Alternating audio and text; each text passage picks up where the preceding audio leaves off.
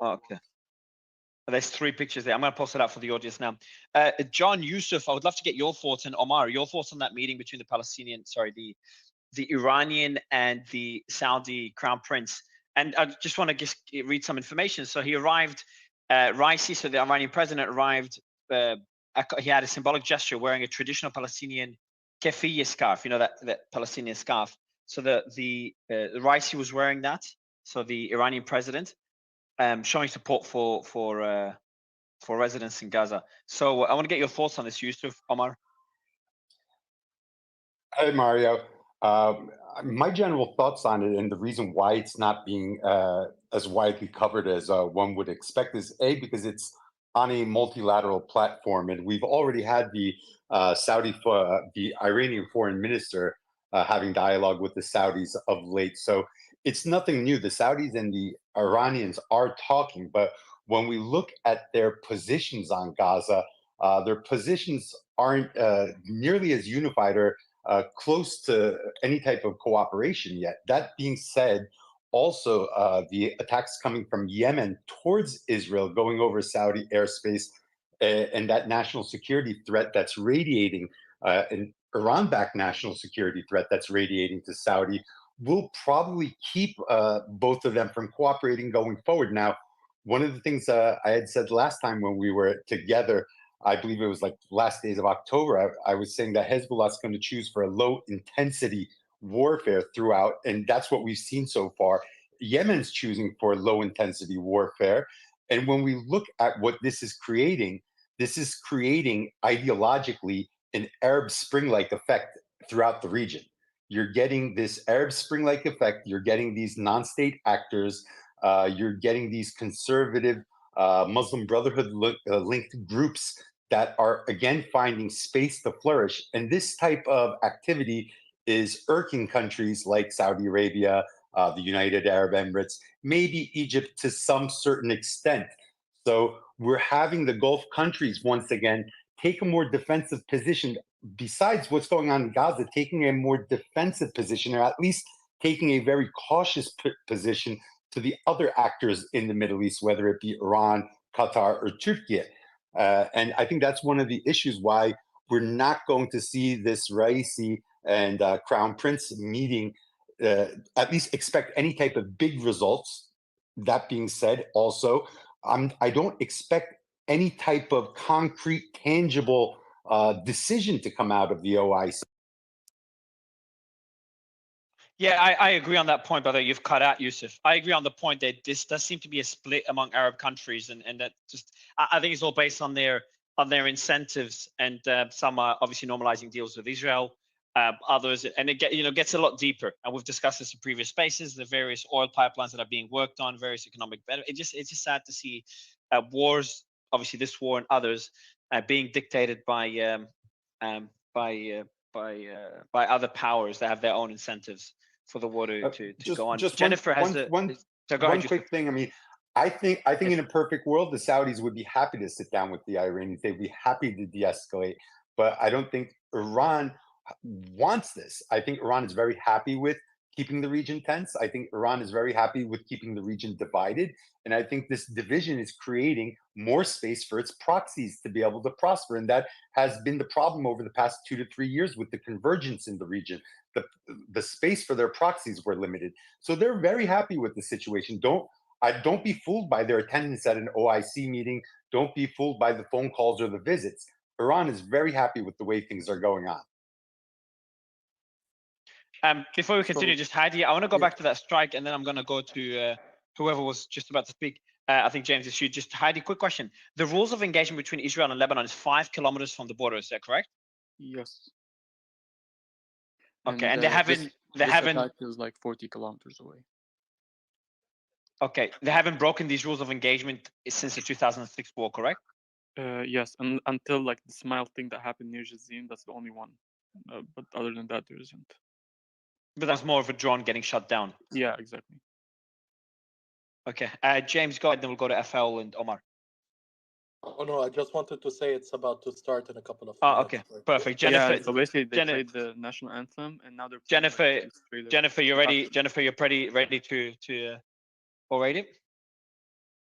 translate the speech, Jennifer? Can you just unmute and let us know, please, to confirm? Jennifer? All right, I gotta make sure, Jennifer. You gotta unmute bottom left corner, Jennifer. All right, while Jennifer tries to fix her mic, I'll give her a quick call. FL, go ahead, man. Yeah, Yusuf, I just have a question for you, just to push back on something that you said. You said, you know, the Saudis and Iran have been in talks. You know, so if you're not really expecting anything significant out of this summit, why wouldn't they just pick up the phone call? What is the significance of having all the Arab countries meet in Saudi Arabia? I think that there is going to be some outcome from this summit. It's still yet to see what that is. But, you know, I mean, it really is significant to have all of them meet together, as opposed to just picking up the phone. Check 1 2, testing the mic. Perfect, Jennifer. Yeah, you're good. Thank you so much. I appreciate it. Thank you. Go ahead, Yusuf. I do think it's significant that they're meeting. I think it's more optics. I think it's more posturing. I think it's trying to discover and explore a space to cooperate, but I don't think there is a space to cooperate right now. Yes, all the Arab countries, all the Muslim countries, yes, they are supporting Palestine, but having a position against Israel doesn't necessarily mean standing next to Iran. And I think that's one of the miscalculations that Iran made since the beginning of this. I think Iran thought that all the Muslim countries would rally around them or rally around their proxies who are creating this escalation. But again, the enemy of my enemy doesn't make him my friend in this situation, because many of these Muslim countries and Arab countries find Iran just as toxic and just as dangerous, and their position just as alienating as what Israel's doing in Gaza. So again, I don't think that being against Israel or being pro-Palestine makes you a friend of Iran in this situation. That's been a miscalculation for Tehran. And I think that Tehran being at this meeting, yes, they're trying to show themselves as the head of the axis of resistance. They want to have some type of Muslim unity inside. But again, many of these countries don't want to take a position as hardline as Iran's proxies or what Iran is perceived to be doing or perceived to be wanting rhetorically. So again, there's a fine divide between what Iran wants, and there's a fine divide between supporting Palestine being against Israel. All of these are three different segments in my view. And again, just being against one doesn't make you together with the other. I think today's more about optics. Optics are important as well. Let's not underestimate what optics are. But again, I don't expect any type of tangible, concrete, implementable result. Yusuf, just 2 seconds. First, for the audience, I've just posted the strike that happened to Lebanese inside Lebanese territory. It's a very weird target. I've just pinned it at the top, the one we were talking about earlier. I think the speech has started. Hadi, James, has it started? Someone in the back channel told me there's a trailer happening now. For his speech for the martyrs, and it's still going on. They do this. They do this. There's trailers like this every time. Let's just focus on the this speech one, because it's like this event every year, just for this event specifically. Yeah, I mean, but there's trailers because he speaks at this event, the Martyrs' Day, every year, correct? Yes, exactly. And they do this trailer for the martyrs every time, so it's not something. Have you watched this? Have you watched the speech? Do you watch it every year? Oh yeah, definitely. Okay, so you know pretty well. So you'd be able to spot pretty quickly if there's. Message me in the back channels if there's any like what your thoughts are. Right now, there's something event happening in Nasrallah, northern front of Israel, and that's basically near the Lebanese borders, but also around 40 kilometers away from the borders. There's suspected drones infiltration in that area, and actually the sirens went off this time.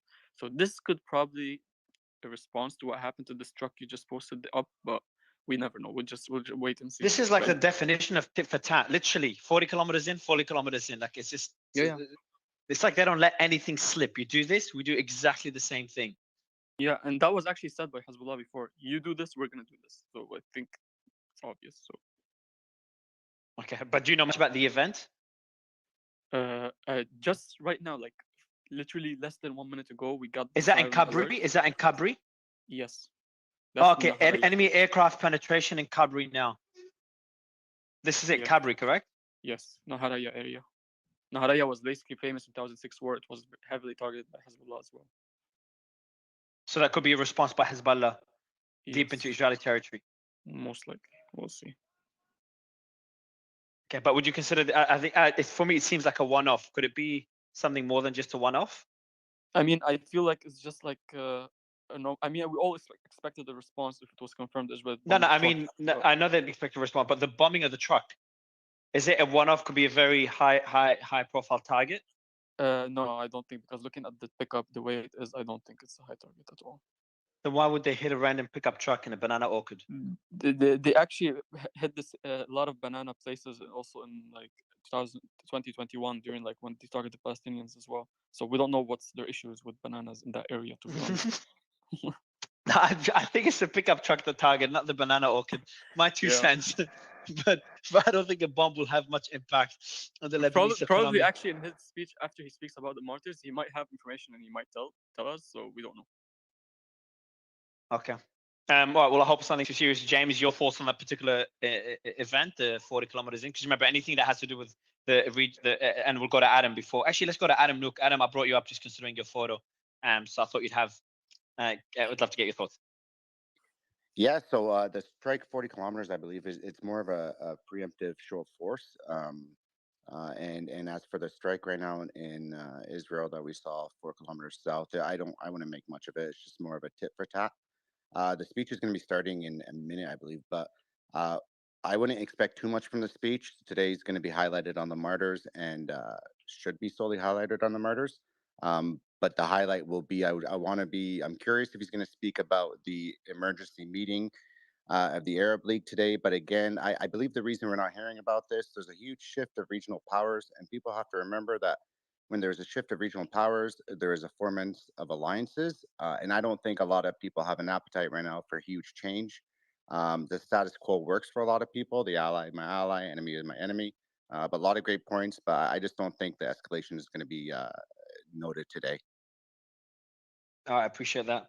I'm keeping an eye on the what's going on in Cabri. It does seem like just a drone attack. There isn't any more information. I'll post the map for anyone that doesn't know where that is.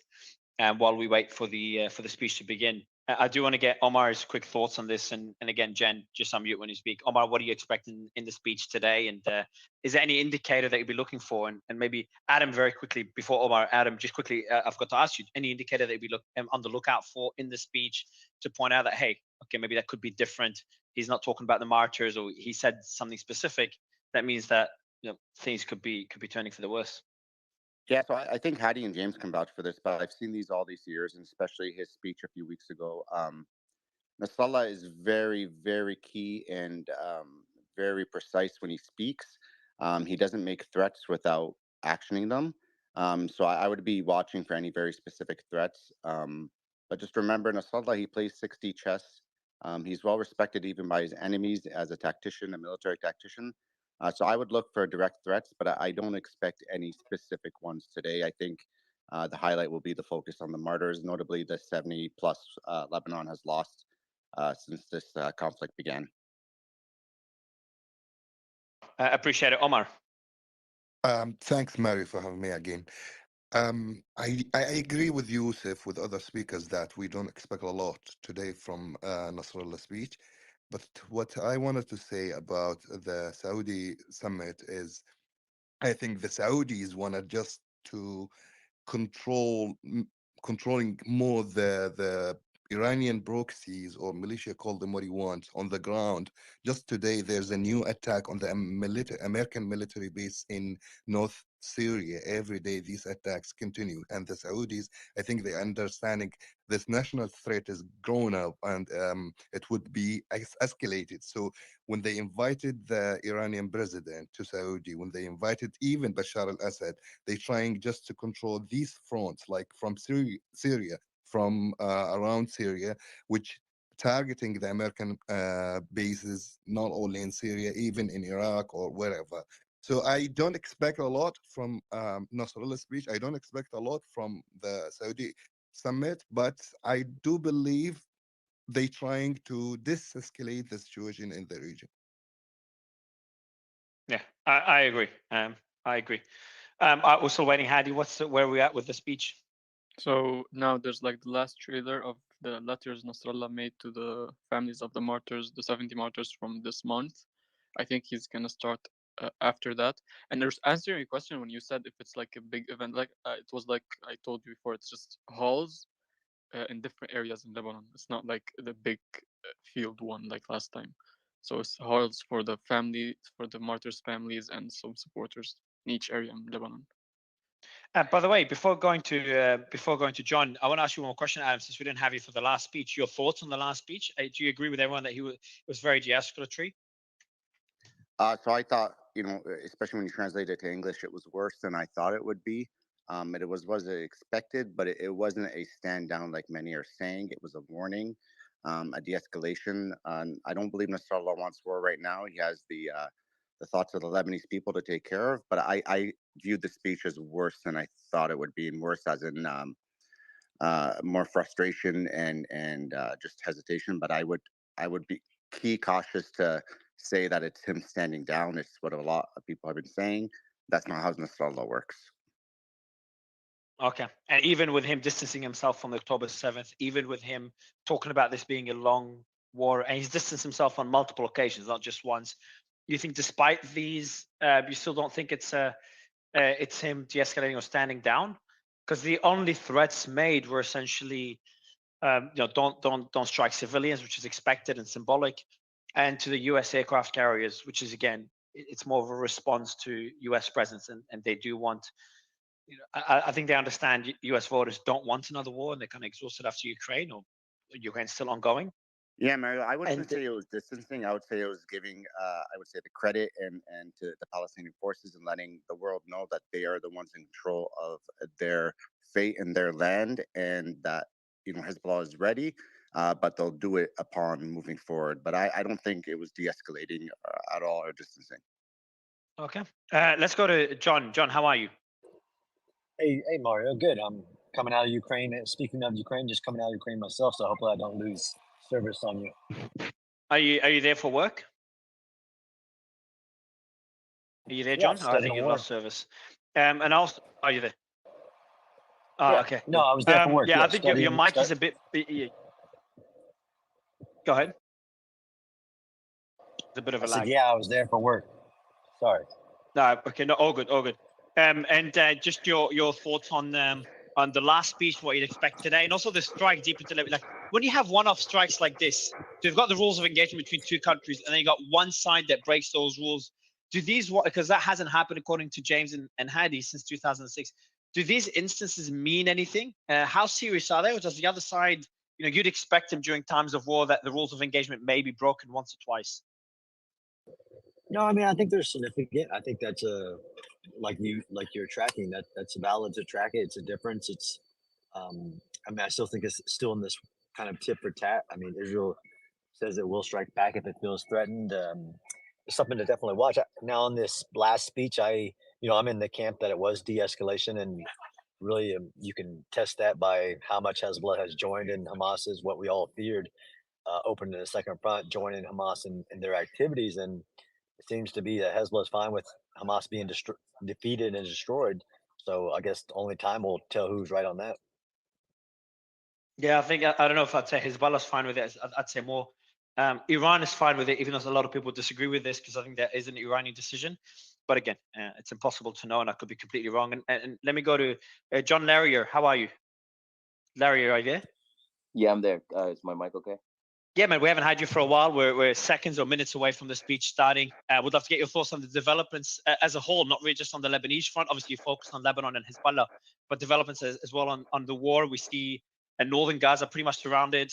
Al-Shifa Hospital might have even fallen while we're talking right now, or about to fall. We're not getting much reports there. Last report we got is a couple of hours ago of snipers surrounding the hospital, and a bomb in the surgery. It's a pretty large complex. The surgery department of the hospital, there was an explosion, but it seems to be, hours, could be days, according to John Spencer, but it could be hours from falling. Your thoughts on how the war's progressing so far and the developments on the Lebanese front? Yeah, so I think I'll start off with the hospital right now. I think I'm kind of going to agree with John Spencer on the kind of the timeline for that. It could be days, it could be weeks, but the timeline is kind of weeks for a hospital to fall. They can't survive weeks in there. I mean, I think a good example would be the steel plant in Mariupol in Ukraine, and how long that lasted with just a few hundred guys and and at the very end, a couple dozen guys. Somebody who has the will to fight can really hold out, especially in a hardened building like that, with that's as big as that for a very long time. Kind of moving north to Hezbollah, I do think there was a point made. I think it was Veripass that made it, and hey man, I think your analysis was great, but there's one point that I had to heavily disagree on, and that's the idea that Israel's going to launch some type of large ground campaign. They're going to go take care of Hezbollah after Hamas. I don't think Israel's going to invade a sovereign nation to go take care of Hezbollah. I think the international pressure would be they wouldn't be able to withstand that. I don't even think they would commence an operation like that without the United States giving it okay. I agree with what you're saying. What I'm saying is they're feeling right now, we're backed in a corner. We don't want any problems around. So what you're hearing talked about at the command staff level is we need to go take care of it. Even Netanyahu said the same thing. We're going to go take care of it. Now, you're exactly right. International pressure will probably slam them down, but that's where everybody's mindset is in Israel right now.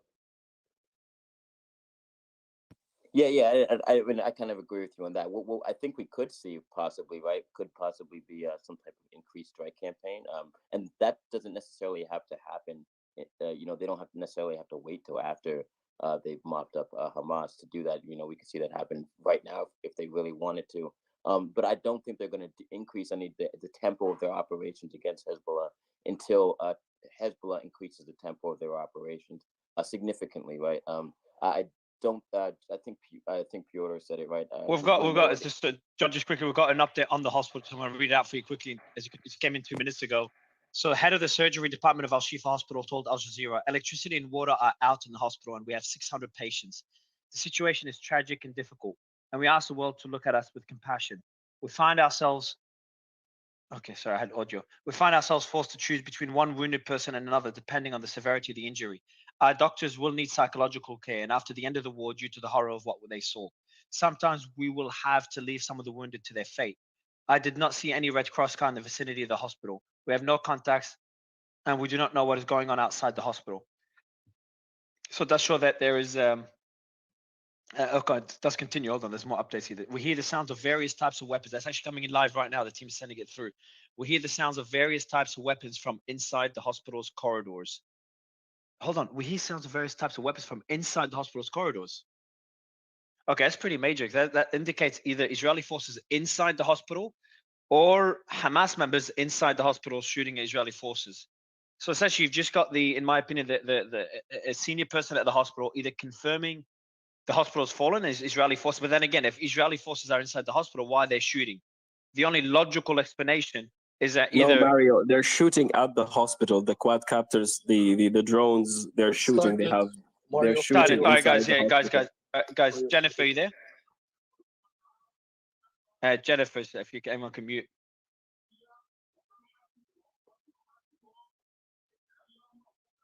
Jennifer. Mario, can I say something? No, man, no, not yet. Good to have you, Ahmed, but not yet. No, very urgent. It's an urgent. Okay, unmute to say it. Well, Jennifer, unmute. And the first, you can unmute Ahmed, please. So can I speak now? I'm starting, guys. As soon as he started, they're still chanting for him. He hasn't spoken yet. Okay. Thank you, Jennifer. Thank you. You're the best. I swear, Jennifer is honestly the best at doing this. I just don't tip my hat. God bless you and keep you all. I seek refuge in Allah from the cursed Satan. In the name of Allah, the gracious, the merciful. May the praise of Allah be with you all. May the peace and blessings of Allah be upon our Prophet, the last of our the last messenger, Muhammad bin Abi Abdullah, his kith, his kin, and to all prophet and messengers of God. Dear brothers and sisters, dear attendees, brothers and sisters, families who have all gathered here today on this special day, the Martyrs' Day, in several locations, in Hermel, in Baalbek, in Nabatiye, in Deir Qanoun, in Nahr, Maisra, Kasserwan, and even here in Beirut's southern suburb. dear scholars, brothers and sisters, families of the martyrs, may the peace and blessings of Allah be upon you all. God subhanahu wa ta'ala says in the Quran, in the name of God, the gracious, the merciful, Allah hath purchased of the believers their persons, their goods, for theirs in return is the garden of paradise. They fight in his cause and slay and are slain.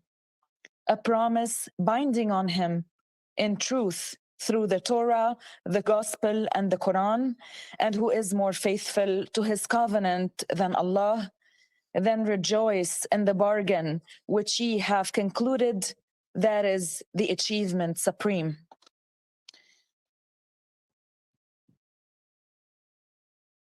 After welcoming all our attendees and expressing my utmost pride in our martyrs and their families, today,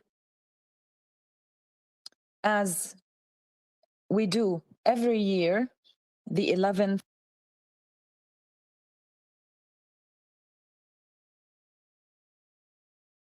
Jennifer, I think you've just cut out. Can you hear Hadi, or she just cut out for you as well? No, she cut off. Yeah, let me just fix it for you. You can Hadi listen if this has anything important. Let us know. Let me just get. Yeah, so now he's just introducing like the day 11/11. Okay, and I'm getting some key points here from the team. Let's just fix the. Hold on, Jennifer.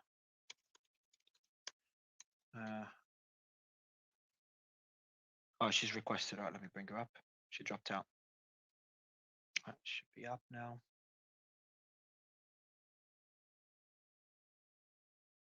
The last few days, our border towns in the south have buried their beloved martyrs. The Martyrs' Day is a day for all martyrs, our leaders, our scholars, our jihadists, our istishhadis, and all of those martyrs who have fallen across all battlefields, all countries, all regions, and all locations.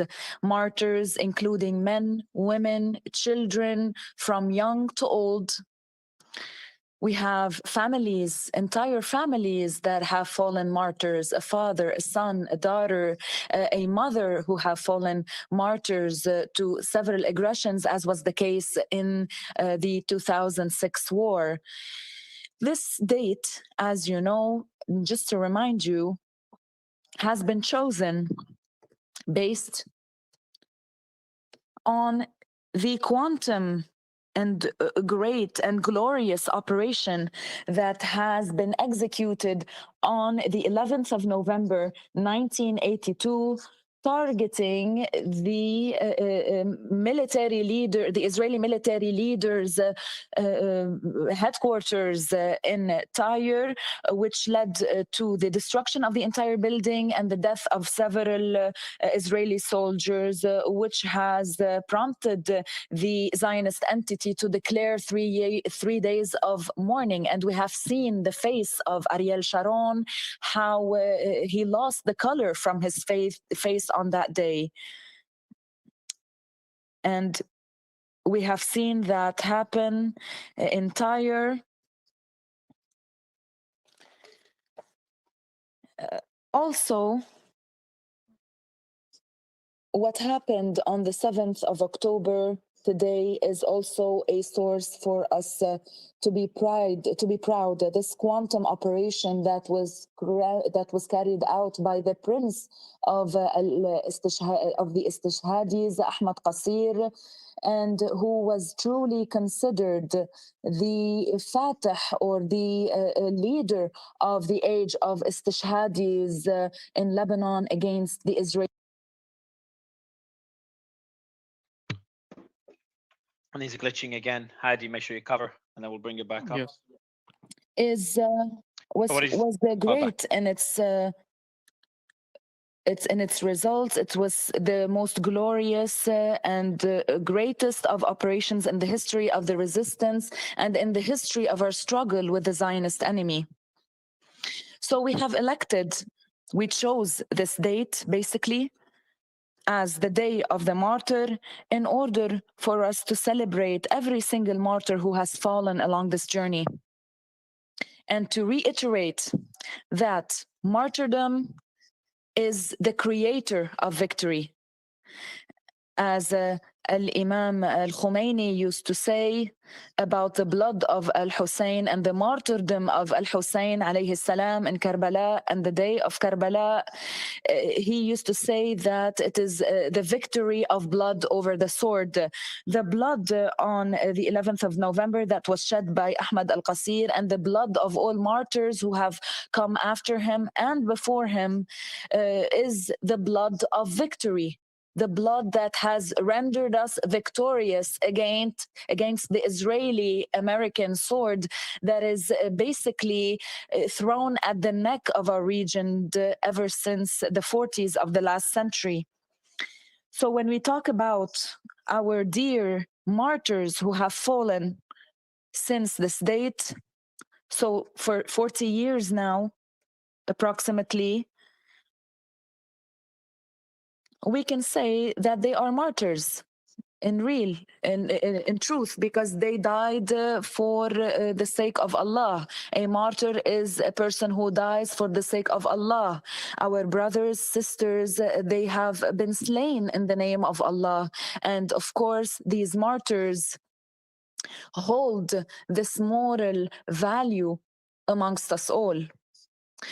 The martyrs in our culture have a special place in our faith, in our intellect, in our emotion, in our morale. They hold a certain place of sanctity based on what Allah has said about them, and based on what Allah has said about him in the Holy Hadith and in the Quranic verses. So martyrdom cannot really be fully understood by us with our limited logic and our limited minds. So what is this great value of martyrdom that everyone in faith has always looked forward to? These people who hold their faith strongly, asking God to grant them this achievement supreme. We feel the blessings, we feel the sacrifice of these martyrs here in Lebanon and in the region, every hour, every minute, every day, and in our daily life as well. Security and safety, dignity, liberation, freedom.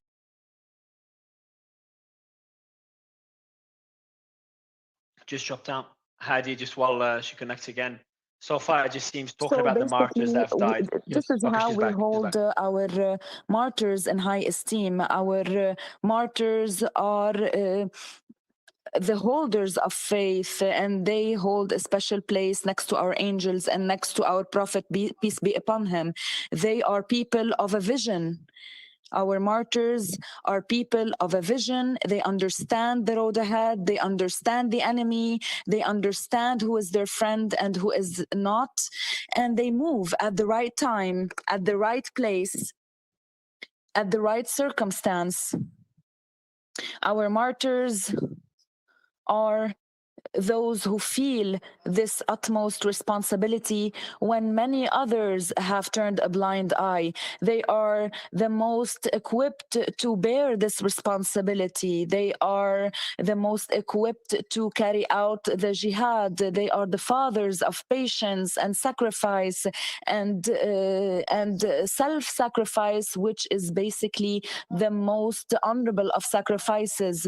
They honor God. They are faithful to God. They never asked, and they never ask today anything in return for their sacrifice and for their blood. They don't ask for command. They don't ask for compliments. They don't ask for thanks or for reward.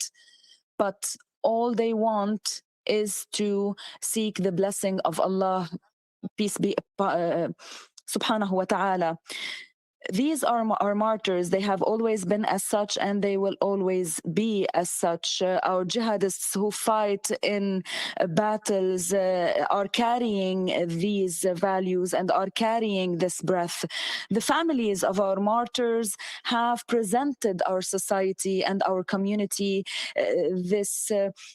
these men and women, the fathers, the mothers. So far he's just talking to still Jennifer is disconnected sometimes. About Oh, you're back. on the faith and values and ethics, the sense of responsibility as well, and on the fear of Allah, and to seek the reward of Allah. The families of our martyrs also carry these qualities and these values, this strong faith, the sense of responsibility, this jihad, the patience, the sacrifice. Add to that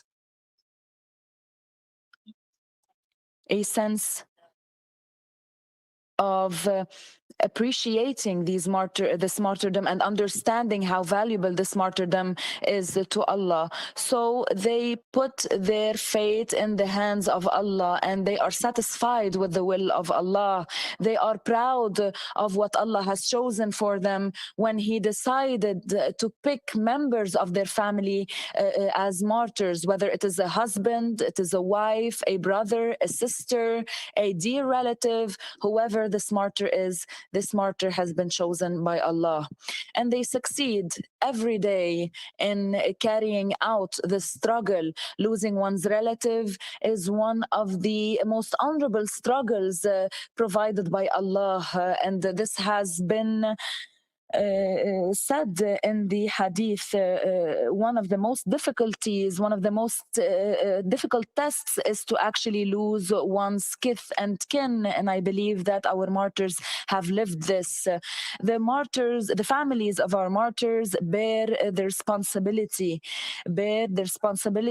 of carrying out or staying faithful to the blood of their relatives, to carry out the journey, to carry out the achievements and the successes of these martyrs. They have now become real partners in blood in this long journey, with all its sacrifices, victories, achievements, despite the threats that they are encountering, despite the difficulties and the danger they come across every day. So the families of the martyrs are the most concerned with this journey. They are the most responsible for this journey, and they are ready to give more sacrifices to this end. Today, on the day of the martyr, I would like to address myself to the families of the martyrs, and I would like to congratulate them for belonging or being part of this convoy of light, the convoy of Allah, the convoy of people who have chosen by Allah to fall martyrs following the path of the prophets. May the peace and blessings of God be upon them.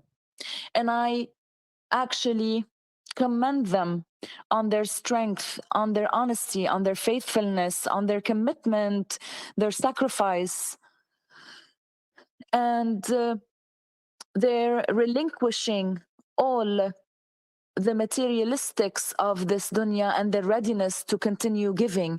They are the ones who continue fighting for this struggle with their voices, with their positions, their stances, their strength. I would like to also commend the words that we have heard ever since October 8th until this day from the families martyrs who have expressed their commitment to the journey and to the rhetoric. They have, the fathers, the sons, the mothers, the daughters have sent messages of solidarity to the people of Gaza and Palestine, in which they expressed in these speeches and words, they expressed words of consolation while they are in a place of sacrifice. They consoled the families of martyrs who have fallen in Gaza, and they have expressed their willingness to give more and to sacrifice more to protect Gaza, Palestine, Al-Aqsa, and Lebanon, Al-Quds and Lebanon. So these families have given us ever since 1982 and even before then. So they have always given us the strength to continue along this path of jihad, which truthfully contributes today in charting the fate and the future of our people and our sacred places and our region. Dear brothers and sisters, the day of the martyr today coincides with major, dangerous, and historic events that are taking place in our region, in Gaza, in Palestine, and across the region.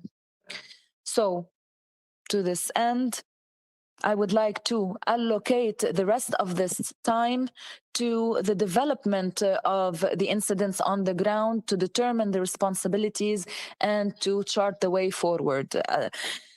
With what's happening today in Gaza, let me start with Gaza. There are two events that are now coming to light. First, the Israeli aggression against people, the people of Gaza, men, women, children, the elderly, young and old, everyone who is a civilian. And the second event that is unfolding is the resistance, the heroic and strong resistance carried out by the Palestinian resistance against the enemy. First, what is happening is undoubtedly unprecedented, historic, dangerous, and major. This aggression, this hostility, in a small location that is besieged, the Gaza Strip, which is home to 2 million people who are besieged and who have been under constant bombardment since the 7th of October, day and night, for hours on end. Nothing is spared, not a mosque, not a church, not a school, no international NGOs, no health institutions. And what is weird about the crimes of the entity, the Zionist entity, is the openness and the official adoption of these attacks against these hospitals and these sacred places under false pretexts. And of course, what is more striking is the striking numbers of injured, displaced, and victims, the striking numbers of homes destroyed under the world's eyes. This has not stopped. This has not seen any calmness. It has not seen any regression, but has been exacerbating over the days. These hurtful and painful events, these major and heinous crimes, showcase the vengeance of the Israeli enemy, the spirit of monstrous vengeance that knows no limit, that knows no boundaries, no ethical, legal, or humanitarian boundaries whatsoever. And these express the reality and nature of this entity. Of course, there's another side to things, and this is where I would like to stop. A number of Zionist officials, and of course here they are making miscalculations, and to understand the situation is something that is essential for us all in the region, because it is essential for us to understand what is happening in order to vanquish the enemy. So these officials have clearly stated that all this terrorism, this torture, this monstrosity serves a certain purpose. It is not only an act of vengeance. It is not only an act of anger or psychological vengeance, so to speak. It is an aggression with specific objectives. One of the major objectives declared by the enemy is to actually impose control not only over the people of Gaza and the people of Palestine, but also the people of the West Bank, the people of Lebanon and the region. The objective is to vanquish the will to ask for legitimate rights. The objective is to actually get these people to relinquish their resistance, to actually make them succumb and surrender under the pretext that the cost of martyrdom and the cost of resistance is very high. It is an attempt to stop the resistance. It is the objective is to tell all Palestinians through the crimes in Gaza. So the objective is to tell them, forget your detainees, forget your sacred lands, forget Palestine from the river to the sea, forget even the lands of 1967, the occupied lands or territories of 1967. And while carrying out this destruction in Gaza, the Zionist entity is addressing itself to Lebanon and telling Lebanon, look at what is happening to Gaza, O people of Lebanon. Gaza, because it resisted. This is the objective of the enemy. This intended killing. So whenever they talk about destroying thousands of objectives in Gaza, more than 10,000 objectives of Hamas in Gaza, really, where can we find 10,000 outposts for Hamas in Gaza and to all Palestinian resistance entities? They consider every family and every home in Gaza as legitimate targets for them to carry out these objectives. Here, the enemy is erroneous once again, because this objective will not come true despite all the suffering, despite all the pain. It is as if the Zionists have forgotten what they have been doing to the Palestinian people since the 40s of the last century, from the massacres of Deir Yassin until this day, destruction of homes, displacement, demographic changes, killing over 75 years. What was the objective? What was the result? Has the Palestinian people fallen back? Have the Palestinian generations fallen back? Have they stopped resisting? Have they stopped sacrificing their blood and themselves? Have they stopped calling for their rights? No, on the contrary, this culture grew stronger. This resistance grew stronger, one generation over the other, until this day, where it reached the highest and the epitome of resistance through the operation that was carried out by Al-Qassam Brigade on the 7th of October of this year. Even here in Lebanon, we have been incurring attacks and aggressions since 1948, several invasions. Israelis talk about two wars, the invasion of 1982 and the second war in 2006, the July War of 2006. Add to that the invasions of 1978, among others. So in the 1982 invasion, if we go back to the statistics, the numbers of homes destroyed in Lebanon, the numbers of martyrs and injured who have fallen in thousands, who have also been displaced from their homes. The war lasted for a month on end, but has the enemy been able to make the Lebanese relinquish this resistance? No, on the contrary. Right away, after this war and after these massacres, this destruction, this displacement, the Lebanese resistance saw the light across all of its factions. One of the strong expressions, the essential expressions and responses, the pivotal responses that tell the enemy you are miscalculating, is the operation of Al-Istishhadi Ahmad Al-Qasir, which took place on 11/11/1982, along with other resistance operations carried out by all Lebanese parties and all Lebanese resistance factions, who have several times vanquished the enemy and have obliterated the agreement of 17th of May and have obliged the enemy to withdraw. As for the second Lebanese war, the July 2006 war, hasn't the enemy been able to kill thousands, and hasn't the enemy been able to destroy 150,000 homes and displace millions of Lebanese?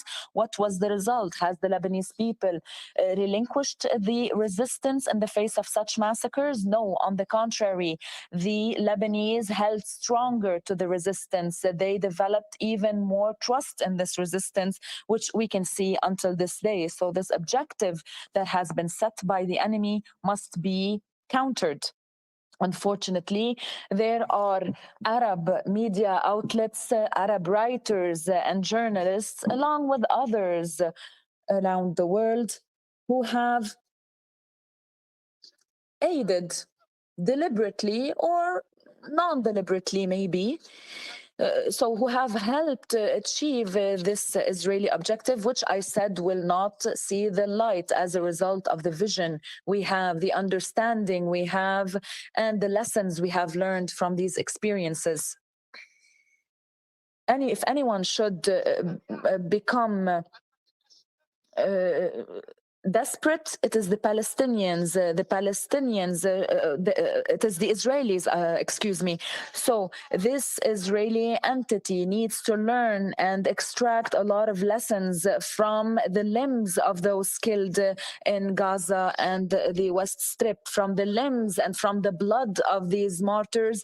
A stronger resistance, a more determined resistance will rise, and they will fight in a determined and steadfast way to kill the enemy and to obliterate the enemy. It is not our people who should grow desperate, because the only option is that of victory. The only option is that of liberation, dignity, and freedom. It is the option of resistance and not desperation.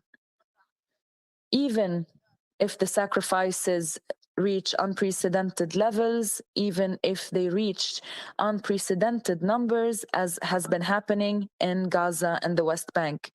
So the enemy, through this aggression and through these massacres, as I said, will not be able to achieve these objectives. Second,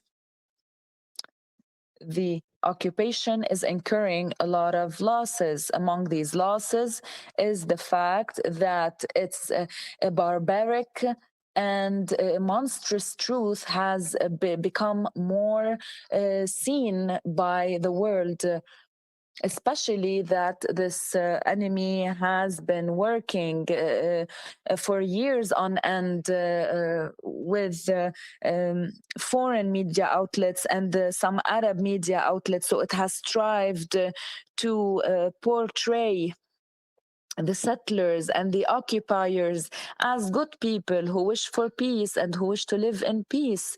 All of this narrative, this false narrative, is falling apart.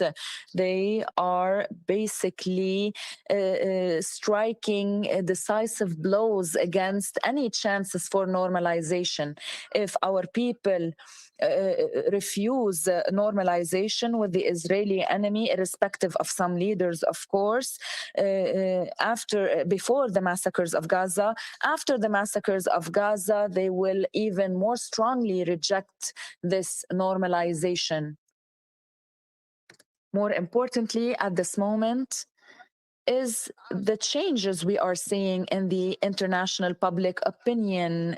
The lies are coming out. The Israeli lies who pretend to be defending children are the ones who are actually killing thousands of children and women. This transformation is now to the benefit of the resistance and the people of Gaza.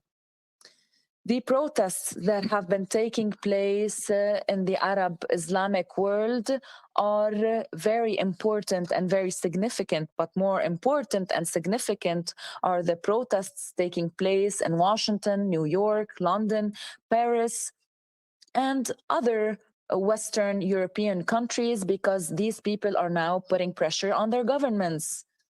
So time is running out for the enemy and for anyone protecting the enemy, even those from Western country leaders who used to say in the early days that no ceasefire is recommended and that a ceasefire only serves the objectives of Hamas and the resistance in Palestine. So all of these leaders have now joined the voices of those calling for an immediate ceasefire.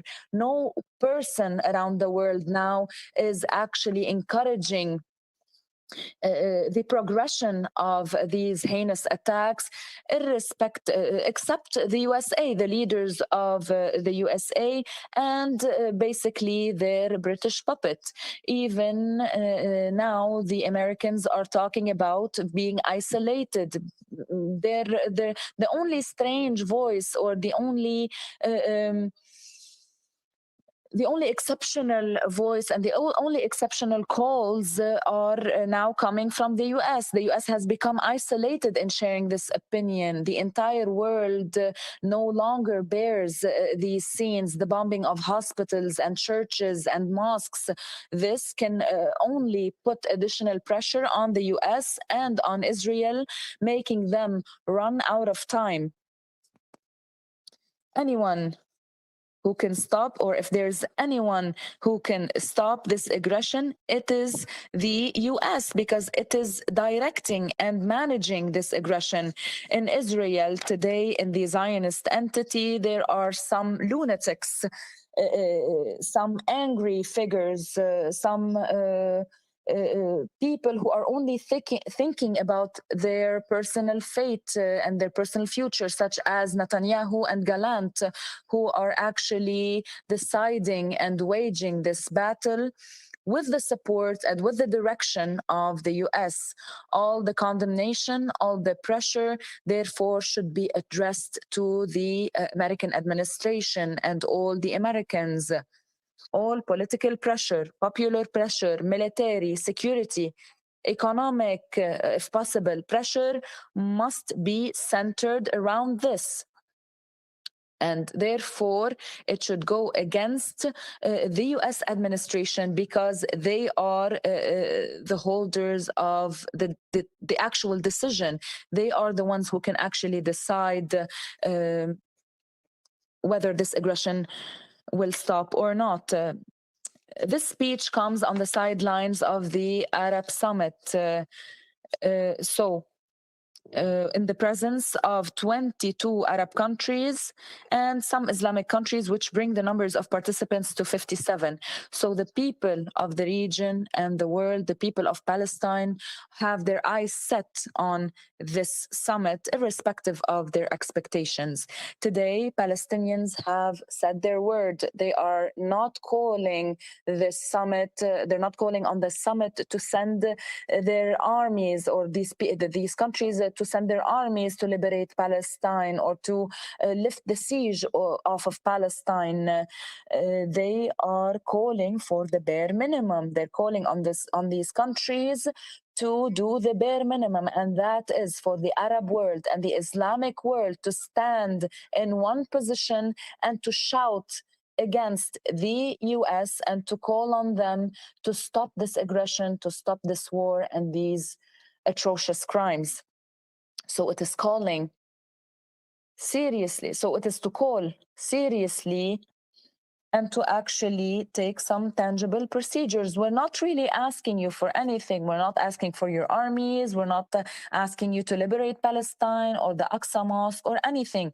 All the Palestinian people is asking for is to stop this aggression, even less than stopping the aggression. Even if Gaza remains in this battle, can't 57 countries have enough power and authority to open the Rafah crossing for the entry of humanitarian assistance, medication, fuel, food, water, and everything else that the Palestinians need?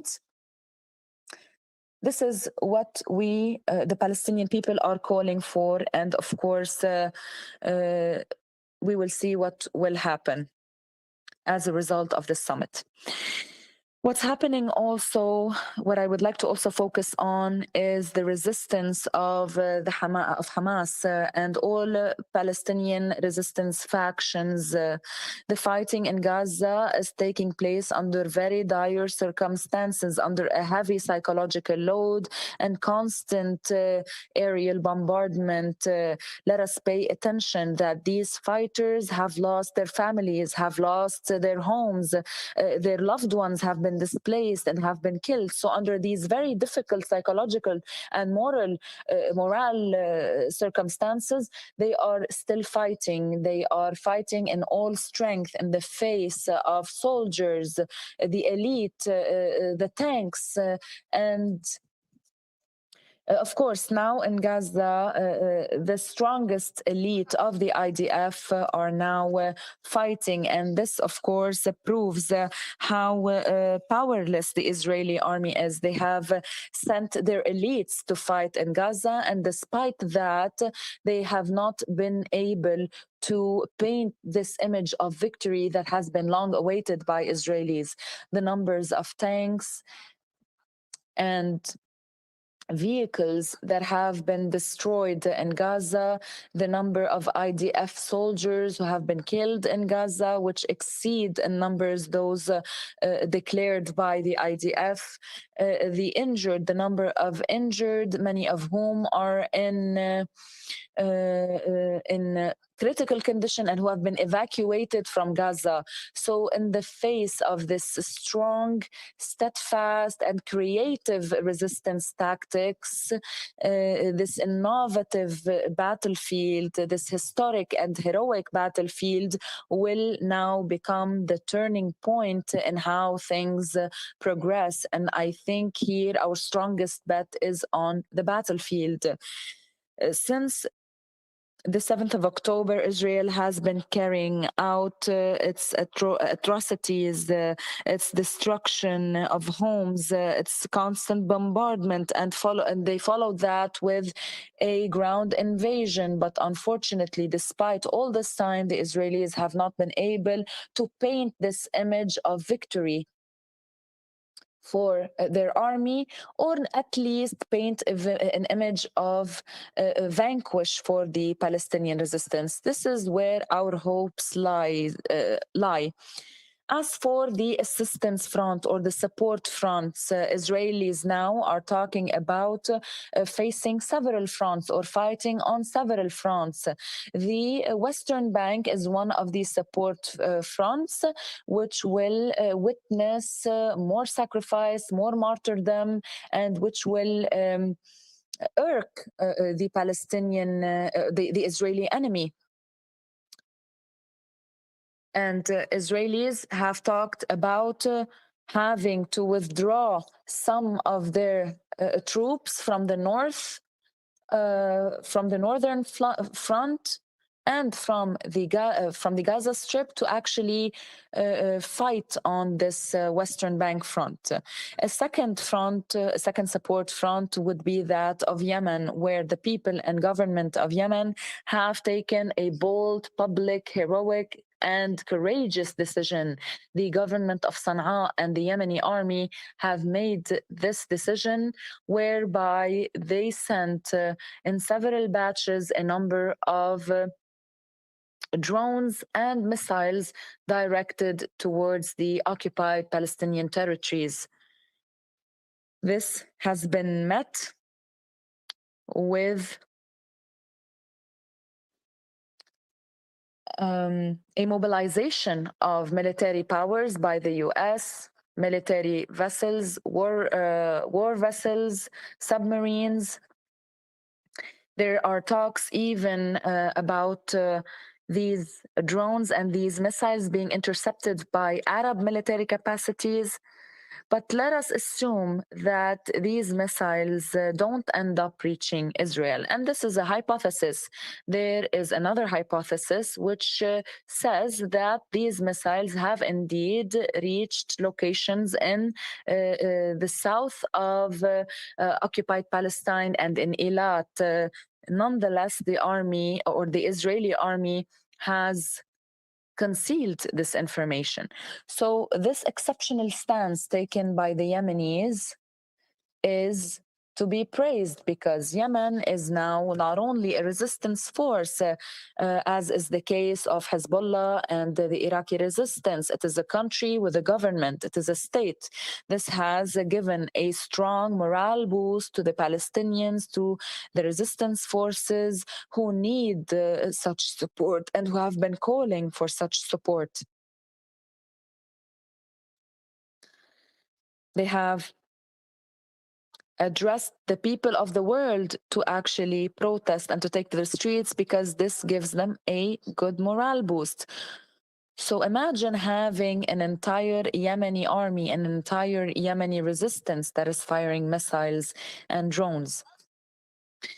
This threat has prompted the Israeli enemy to divert some of its Iron Dome and its Patriot missiles and its air force.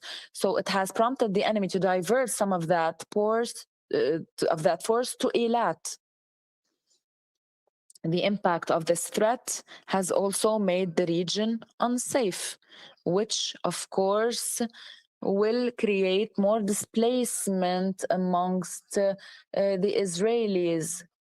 And this, of course, will exert more pressure on the government of the enemy. So all of these elements of pressure, economic, military, and otherwise, have rendered the enemy, or have prompted the enemy to reconsider its decision, or will prompt the enemy to reconsider its decisions. So what is happening in Yemen today consists of much needed and much blessed steps, even though before they launched these operations, they were threatened. They were threatened with the renewal of war. It is, of course, which has been and still is an American war against Yemen and the people of Yemen. But this has not thwarted these threats, as is the reality of all resistance forces in the region. They continue to hold the stance strongly, and they continue to fight, supported by the public in a unprecedented support that we have not seen anywhere in the region or the world. So far, we have not seen any crowds or any public gatherings as those we have seen in several cities in Yemen on several occasions, on several days, and in several areas. This is the second support front. The third support front of the Iraqi resistance. The Iraqi resistance has targeted bases of the American occupation in Iraq and Syria, and it has stemmed from the idea of standing in solidarity with Gaza. Unfortunately, I have heard some Palestinian officials saying that this has nothing to do with what is happening in Gaza. Before the 7th of October, these fronts have been calm. The front of the Iraqi resistance within Iraq specifically has known a certain calm, has known a certain peace. So the real reason why the Islamic resistance in Iraq has relaunched its operation is the fact that Gaza has been under this aggression. And this has been stated across the media, whereby leaders of the resistance have called for stopping the aggression on Gaza before they stop their operation against the US. In reality, these objectives or these operations will help liberate Iraq and Syria from the American occupation, and therefore they need to support these operations. But let us go back to the main objective of these aggressions or these operations, and that is to stand in solidarity with the people of Gaza. So the Israeli enemy has admitted, or the American enemy has admitted to incurring losses in Iraq and in Syria. It has And it has, of course, they have declared 56 of their army members being injured or being or suffering PTSD or a concussion. And it's weird how many of them can suffer a concussion. So this proves that the Iraqi resistance is of utmost courage because they are facing the Americans who have deployed warships and vessels across the region. Nonetheless, this has not prevented these heroes from standing against the US armed forces and facing the US armed forces with fire. Of course, a political stance is essential. Taking to the streets and participating in protests is essential. But once you open fire against the enemy, you have entered the circle of danger. According to information, many or the Americans have issued threats, have also tried to pressure our brothers in Yemen, in Iraq, and in Lebanon. The the U.S. ambassador to Lebanon has stated that no, that they have not threatened Hezbollah. She's either ignorant or she's lying. They have not spared any news outlet or media outlet to express these threats and to convey these threats to the resistance. Despite these threats, the Iraqi resistance has not stopped its operations, and the same goes for the Yemeni resistance and the Lebanese resistance. Despite the recent US aggressions and attacks in Syria,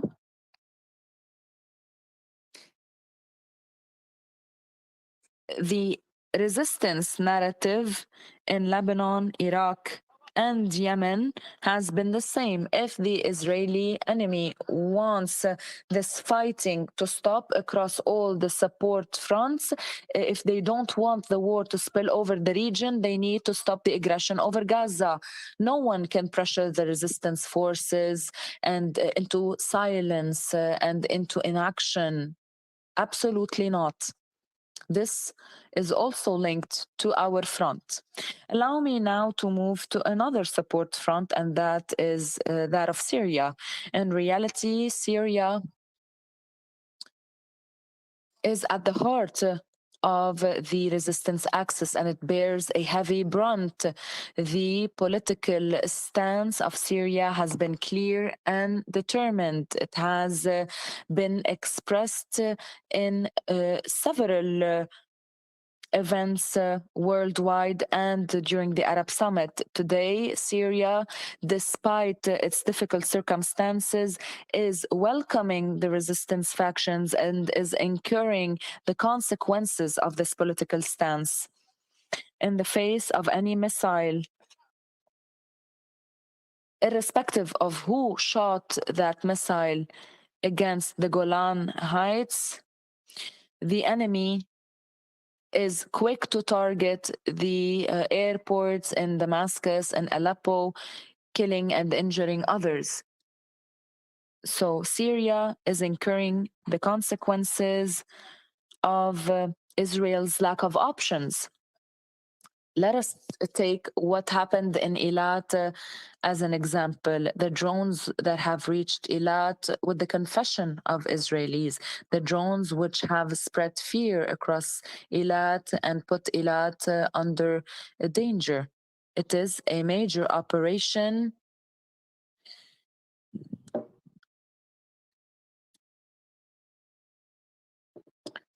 that against Eilat, which is protected by the US, Israel, and even some Arab countries, presumably.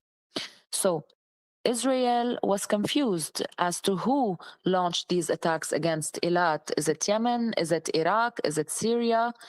And ultimately, they ended up accusing one of the factions of Hezbollah operating in Syria. So this is in response to the drone that has reached Eilat. And as you know, we have incurred some losses in Syria. This is why Syria is at the heart of this fight and is incurring the consequences of this fight. I don't think anyone today is calling on Syria as a people and as a country to do more than that. So let us be objective and let us things as they are at a time between parentheses where there are some ridiculous claims and statements, some ridiculous claims that have been made. So Syria has suffered a war for 12 years. It has been under the embargo of the Caesar Act, which has been suffocating it and the living conditions within. In Syria,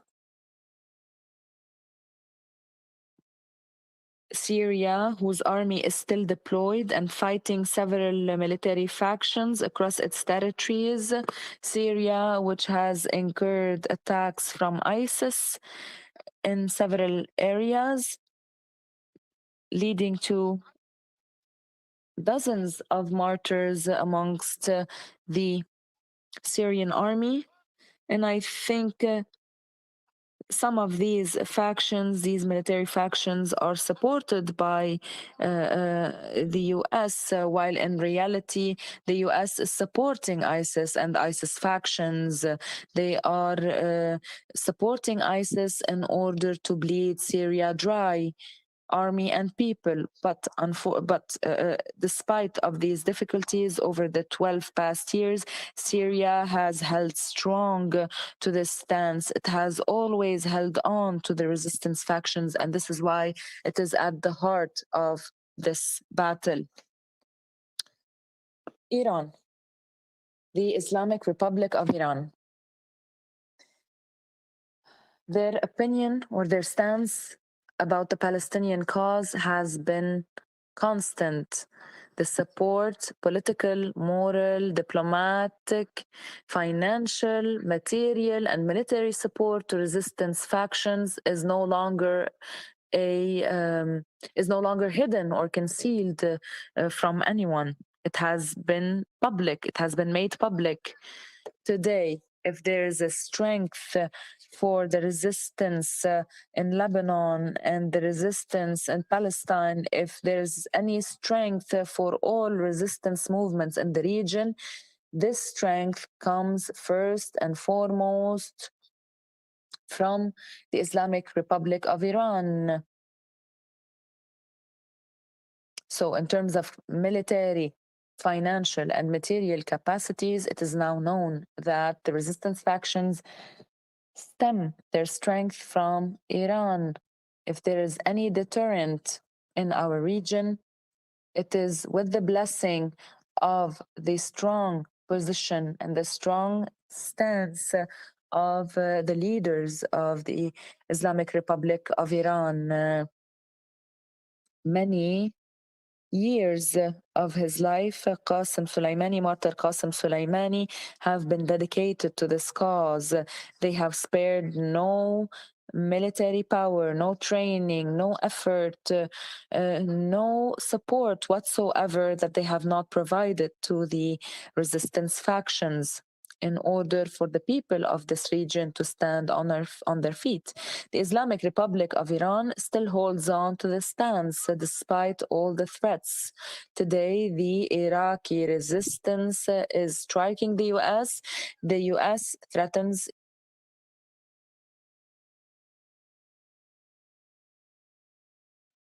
just glitching for now. I'm putting out the quotes on my account. Iran has not changed the stances despite these threats.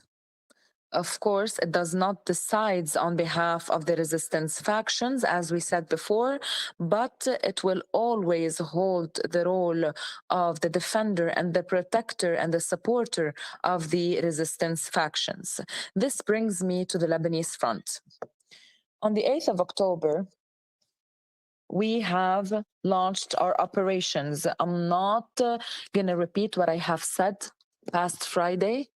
After past Friday, these operations continued on daily basis as was the case before.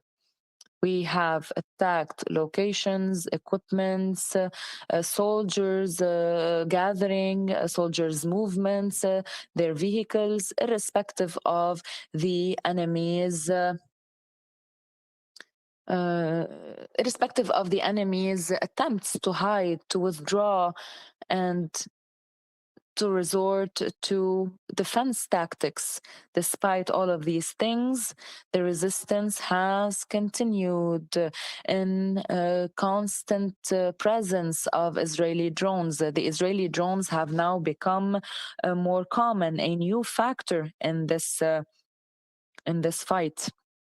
Despite the heavy presence of drones, our fight continues. Today, your brothers and sisters are on the front lines, launching missiles, different types of missiles, and sniping operations to target the Israeli enemy. Any step forward is an act of martyrdom. Any step forward is an act of martyrdom, as I said, which expresses or showcases based on the scale of operations taking place in the south of Lebanon, so which showcases the courage and the presence and courage and the steadfastness of these jihadists who have been fighting on the Lebanese front since Friday and Saturday of the last week. We have achieved a quantum leap in the number of targets reached and in the scale of operations, as well as in the quality of materials and military equipments used. So for the first time in the history of Lebanon, we have been using attack drones against Israel. We have also started using new types of missiles which have been used today, which are called the volcano missiles, to attack military outposts. The volcano is a missile that ranges between 300 and 500 kilos of explosives. So you can imagine what half a ton of explosives falling on the heads of the Israeli military on the fronts. So what is that doing to the Israeli outposts and the Israeli military? Of course, the Israeli military is not going to declare these losses. Also, we have been using the Katyusha missiles, which have not been used for a long time, as a response to the aggressions against Iqlim al-Tufah. And these missiles have been fired in response to the Israeli attacks on the Golan Heights, as well as the continued aggression against the Palestinian people.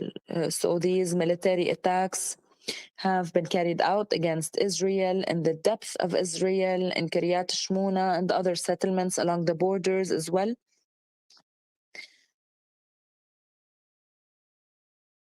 Also, we have reached new heights in terms of depth, quality, and number.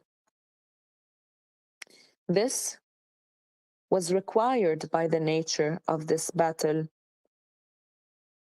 According to what I mentioned last Friday, as a result of what is currently happening in Gaza and the escalation happening along the borders with Lebanon, the head of the medical center in Al Jalil, so one of the hospitals in Al Jalil, has declared that their hospital, so we're talking about the North Front.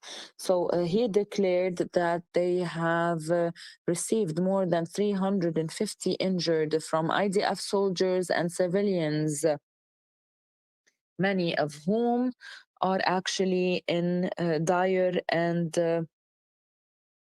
very bad and critical condition. Of course, they are trying to hide these numbers and mix these numbers up in their daily announcements.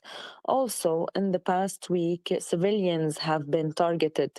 The first targeting was painful, of course. There are some homes are being destroyed by Israeli bombardment, but of course, in the past week, a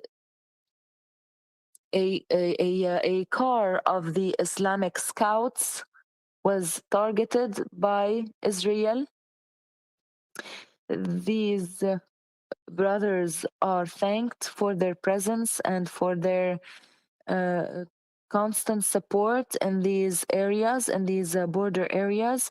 And of course, the resistance answered to these attacks by targeting a military outpost.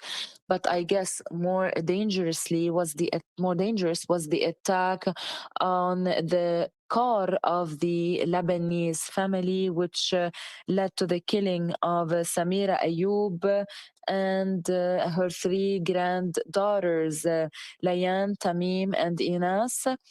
And the Islamic resistance has spared no effort to answer back for these attacks. And this was the first time that they have attacked, or that we have attacked, the Kiryat Shmona settlement with Katyusha missiles. We have declared that we will not stand idle in the face of the targeting of civilians, and we are committed to this statement. Today, dear brothers and sisters, we are continuing to work on this front. There are operations we haven't been which we haven't declared before, and that is to send surveillance drones, some of which have reached Akka, Safat, Haifa, Tabaraya, some of which have crossed the north, some of which come back with the necessary pictures and images, and some of which do not return. And of course, we rejoice at these drones not coming back, because they are exhausting the Iron Dome and the Patriot missiles. Even sometimes the Iron Dome fails to target these drones, which prompts the Israeli enemy to send its air force to target them. So these are surveillance drones. This is not to talk about the defensive or the attack drones that we are sending. In the face of this Lebanese front, the Israeli enemy has now admitted that there's a quantum leap in the operations of the Lebanese resistance, which has caused more concerns among the enemy. And as a result, we have seen more threats targeting Lebanon or addressed to Lebanon by Gallant, Netanyahu, and several leaders in Israel, in the face of this heightened concern they have as a result of these new heights we have reached in our attacks and our surveillance. So day by day, we are assessing the situation and we are making the necessary decisions. This front will continue to be a pressure front. In this case, allow me to commend once again our heroes, our fighters, who have been on the front lines and across several resistance locations. And I would like to also commend this favorable environment that has been bearing the brunt of these aggressions, that have been offering martyrs, that have been incurring displacement, financial losses. And the general position in Lebanon, which has been standing in solidarity with the people of Gaza and those who are oppressed in Gaza, those who support or those who understand what the resistance is doing in the south, with the exception of some positions and some voices that, measured against the popular and political opinion in Lebanon, can be seen as very rare, limited, and out of line, and I'm not really gonna comment on those, not to give them any value. So this general position is supportive, is strong, is positive, and makes a front more effective in its operations. Dear brothers and sisters, the main talk in Lebanon remains around the battlefield. This battle is not similar to other battles. I'm not the one declaring this decision for others to carry it out. Our policy in this war is that of the battlefield. The battlefield speaks of itself, and then we explain what has been happening in the battlefield. This is why eyes should all be directed towards the battlefield and not to the words that come out of our mouth. So if I want to wrap up this what we have been doing in Gaza and in the West Bank, Yemen, Syria, Iraq, and Lebanon, if I want to bring all of these fronts together, it brings me to say that we are fighting a battle of persistence, a battle of achievements, a battle of time, of courage. Of course, time has always been an essential factor for the resistance, its factions, and its people. It is time that helps us.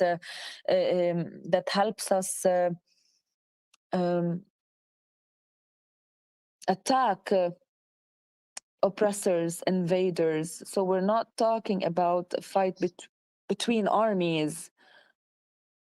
All the people and all resistance forces who have fought oppressors needed years and years of cumulative sacrifices and cumulative achievements, bringing the enemy to a point where they have to accept defeat and they have to declare defeat. This was the case in all the fights across invaders and oppressors around the world, in Lebanon, in the region, in Palestine, and in Gaza. Today, in this fight, when all of these pressures come together, when politics and patience and fighting and resistance and popular movements worldwide all come together, the enemy will grow more and more frustrated and will have to admit defeat. So Netanyahu has been very confusing in his statements. Whenever he holds a press conference for the public, he says one thing. And then when he addresses himself to the Palestinians, he says something else. He tells the Palestinians that he wants to occupy Gaza, but while holding a press conference later on in the same day, he would say that Israel is not looking to occupy Gaza. The same applies to the Minister of Defense. So time is not in the favor of the enemy.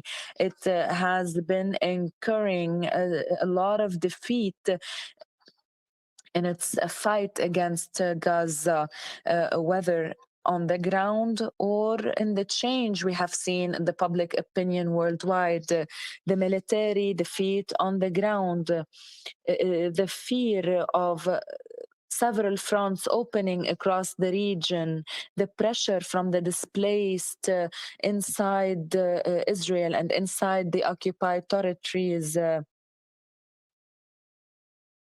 Also, the pressure of economic losses, direct and indirect economic losses incurred by the Zionists. They're talking about tens of billions of dollars. So $14 billion will not be able to solve Israel's problem. All of these factors, when they come together, will ultimately put more pressure on the Israeli enemy. Also, there is pressure from the families of hostages held by the resistance in Gaza. So all of these factors will make the enemy run out of time and run out of options. And therefore, this pressure must continue. This pressure, this patience, this steadfastness must continue. We need to all withstand.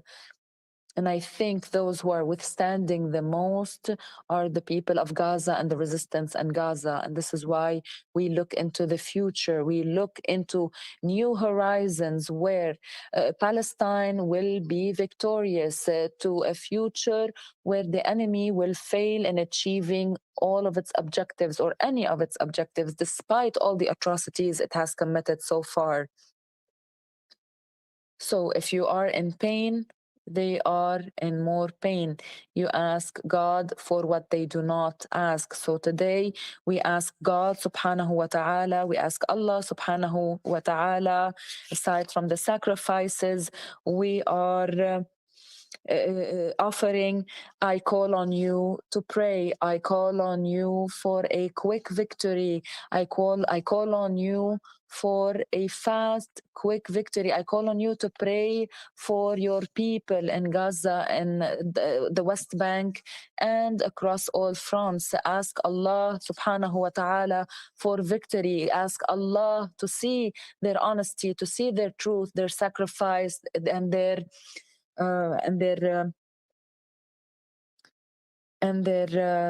patience.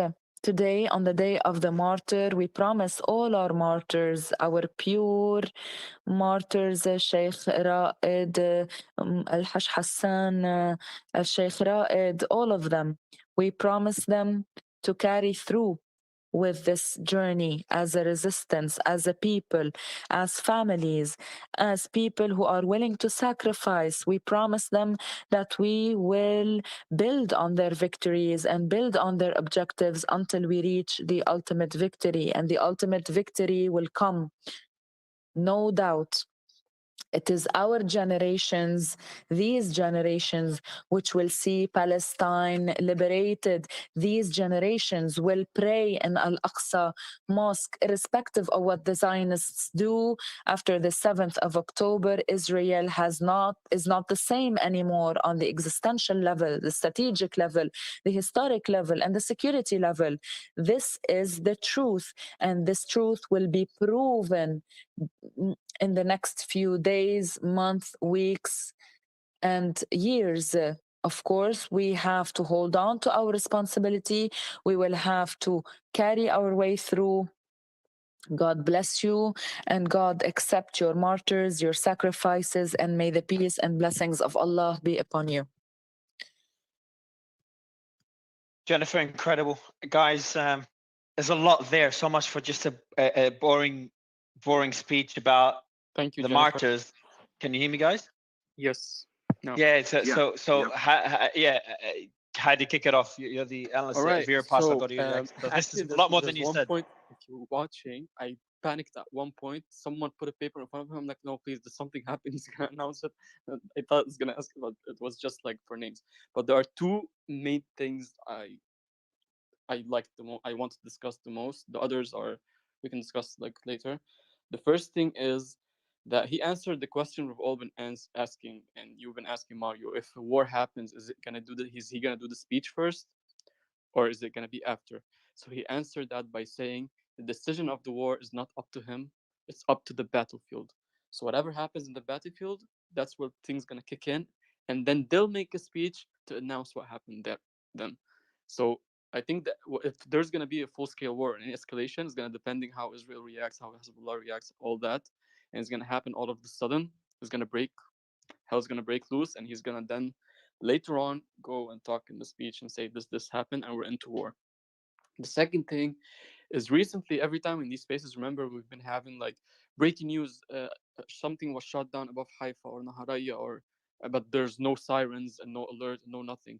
And he answered that question by saying that stuff they do not usually announce that there are a lot of drone attacks happening there, and sometimes they're shot down, sometimes they're returned back to Lebanon as well. So this could be it. That's what we've been hearing in Haifa and other northern areas. So we all suspected it, but we never knew that he just announced that some of them actually returned back to Lebanon, the drones. and a few of them are shut down because they want to tire the Iron Dome or something like that. Those are the two highlights from my perspective that I saw. The other things are just like recalling what's happening in Gaza, what's happening in Lebanon, the other fronts, Syria, Yemen, Iraq. That's pretty much it. And what do you think of the fact? What do you think of the fact that he barely spoke about the martyrs? Where some people were saying that this could be nothing about the war, mainly about the martyrs. Does that to be all about the war? No, it's basically we did say he's gonna talk about the martyrs, and then he's gonna give few notes on the war, but there's not gonna be any military decision stuff. I was just one thing I wanted him to talk about, but he didn't. The truck, the one. The event from today and the response from Israel. Yeah, but obviously it's maybe too early for that. Yeah, probably. But he did talk about the war in a sense, he's just recalling and listing and giving what's happening. For example, when he also later on the speech, when he talked about the Lebanese front, when he listed the fronts, he mentioned what is happening on the why some Hezbollah soldiers are getting killed that fast. So he did talk that this is the first time we face Israeli drones. In 2006 there was no drones. So he specifically said that when a Hezbollah soldier, and he was addressing the families of those soldiers, so when a Hezbollah soldiers go towards the front to fire a rocket or sniping or any sort of operation there, they know they're going for their death, because they're facing drones this time and they can be targeted easily. So, and they're trying to keep away from civilians as possible to keep the confrontations on the borders. So he focused from that part, and the other parts I didn't see any, like I said, military actions or decisions. It's just giving a wider perspective on what's happening. He admitted to using the volcano, the volcano missile. Yes, the volcano missiles and the Katyusha missiles to respond to the massacre in Ainata when they bombed Kiryat Shmona. Bakar. Yeah. James, do you want to get your thoughts, and we'll go to Veripass afterwards? Yes, thank you, Mario. I agree with most of the points Hadi made. What I want to add is he kind of classified the resistant fronts. So he went from Gaza, then he talked about the West Bank, then he went through the Yemeni army, then Iraq, then Syria, talked a bit about Iran and the support Iran brings before going back to Lebanon, which shows that there is an escalation level inside. If you look inside the resistance level, it shows the levels. Today we are at Yemen. West Bank hasn't exploded yet, but for him it already pulls people. And he was very clear in his discussion when he said we're not here to do purely damage. We're also here to divert. We are here as a support war. The main war is specifically in Gaza, and we don't want to take away from that specifically. And then the other points he brought up, he gave a lot of credit to Mahmoud Abbas in the sense of he acknowledged his position, his diplomatic position, and kind of went through that diplomatic route. We're saying, guys, you know what to do. Mahmoud Abbas told you what you should do for the Arab world. You should listen to him, because all he cares about is the ceasefire, and gives legitimacy to the PA in the region. And the final point I wanted to bring up is with the use of weapons. He was talking about the fact that they were throwing UAVs, and that's what Hadi was talking about. It wasn't attack drones; it was UAVs to go and collect information and see how far they can go without while forcing the enemy at the same time to go spend money, go spend planes in order to get those UAV down, because the Patriot missiles and the Iron Dome can't always get them down. So he gave more clarifications about what they are doing, about the fact that anyone that goes to the front knows that he's going for a death, and that the actions will start at the level of the border. So it's the people on the border that are deciding what is going to happen, when it's going to happen technically, which would allow them, for example, someone to carry a big attack on Israel to respond disproportionately, and then say, okay guys, you responded disproportionately to an attack by some lone wolf that's deciding, not lone wolf, but someone who's deciding to attack you, so now we're going to respond with full force. It gives them somewhat of a plausible deniability in how to engage. It's an interesting speech. Wasn't expecting something like that. It was centered around the people, the martyrs, but there was a lot of small information about the war that were also very interesting, but nothing major. I want to go to Veripass before going to Adam and FL and Samuel. Veripass, you were sending me updates in the back end. as a small things that you spotted, such as him admitting to the missile, the volcano missile, him shifting the blame to the US, and going to Iran as well, and a few comments on Iran. Would love to get your thoughts, a bit of an analysis on the speech. So again, I think that, hey, thanks, Mario. I think that, so what you saw, and to quote him exactly, on the other front, the position of the Islamic Republic is quite clear: full and unlimited support. In the past years, these supports were hidden, but today they are obvious. So he's basically saying now, you know, everybody's skirted around. Yes, we know they're a proxy. What are they really doing? How much are they giving? He's basically coming out and saying they're doing it. They're pulling the strings. And there's a couple other things that he's pulling in there. You know, when they have left nothing short, not in support, not in weapons, not in facilities. So, you know, and he's taking this all the way back to Soleimani. So again, I think from a different perspective, he's definitely pushing it more towards, you know, Iran's pulling our strings. They're telling us what to do. They're going to tell us when to go. I think Hadi covered it, you know, when the launch order and the last speaker did as well. And, you know, so, but, you know, what you're seeing is this shift. It's going towards America. America has done it. America, and because they know, and Iran knows, because you can see how they're pulling the strings, that the U.S. administration is not going to do anything. You know, he's got his own problems. He's got you know, we're going to have no budget by Friday. Moody's has just downgraded the U.S. So you know, they know that they can just keep pushing and pushing and pushing. We'll do one strike here, and there won't be a big response. Yeah, and your thoughts on him admitting to the use of the Burkan missile?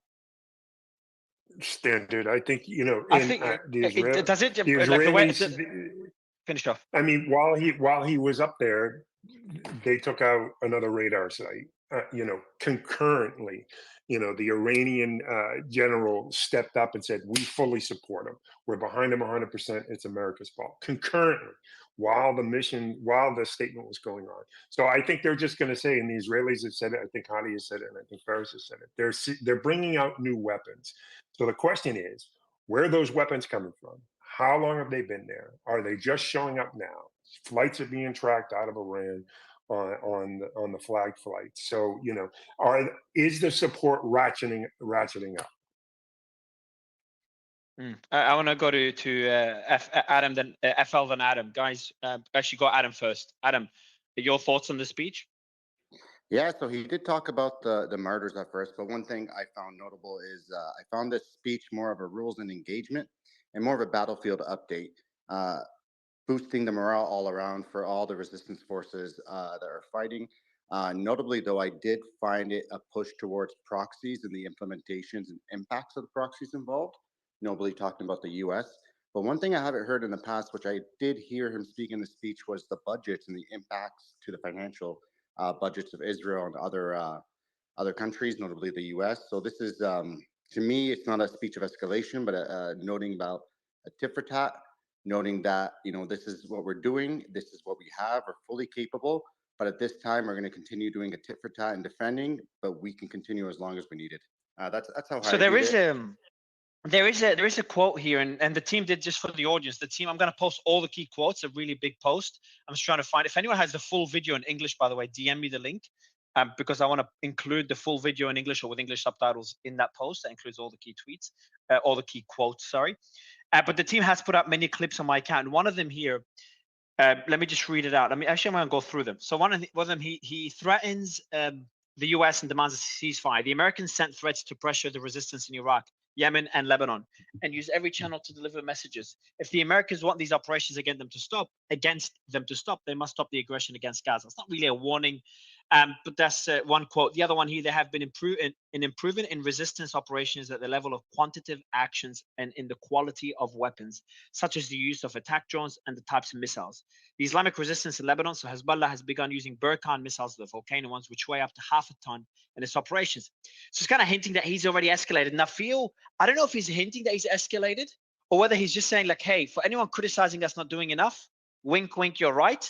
But I'm trying to show you that we are doing enough, and we're doing, you know, he's trying to really highlight how much they're doing, because everyone, in my opinion, Hamas is disappointed, people in Palestine are disappointed, and allies are disappointed in the lack of involvement from Hezbollah, or at least that's what I keep hearing. So The thing I is feel like also about he's trying to keep highlight, like, I'm actually doing this, I'm doing this. I just used a volcano missile. Yeah, but to that's normal. He has to say what he's doing, but it's not gonna mention everything, of course. But it's every war they mention what they do, and there's also like the Burkan thing is not that serious. What's we should highlight here is the use of drones.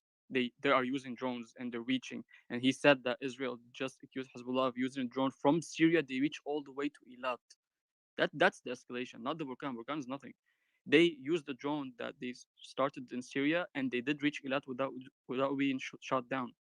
That's a serious escalation. Like the fact that Veritas Eliat, Veritas Eliat is isn't that where So the nuclear facility is? well, that's the Negev Desert. You know, Hadi, I don't think it's been confirmed 100% about whether it came from Syria.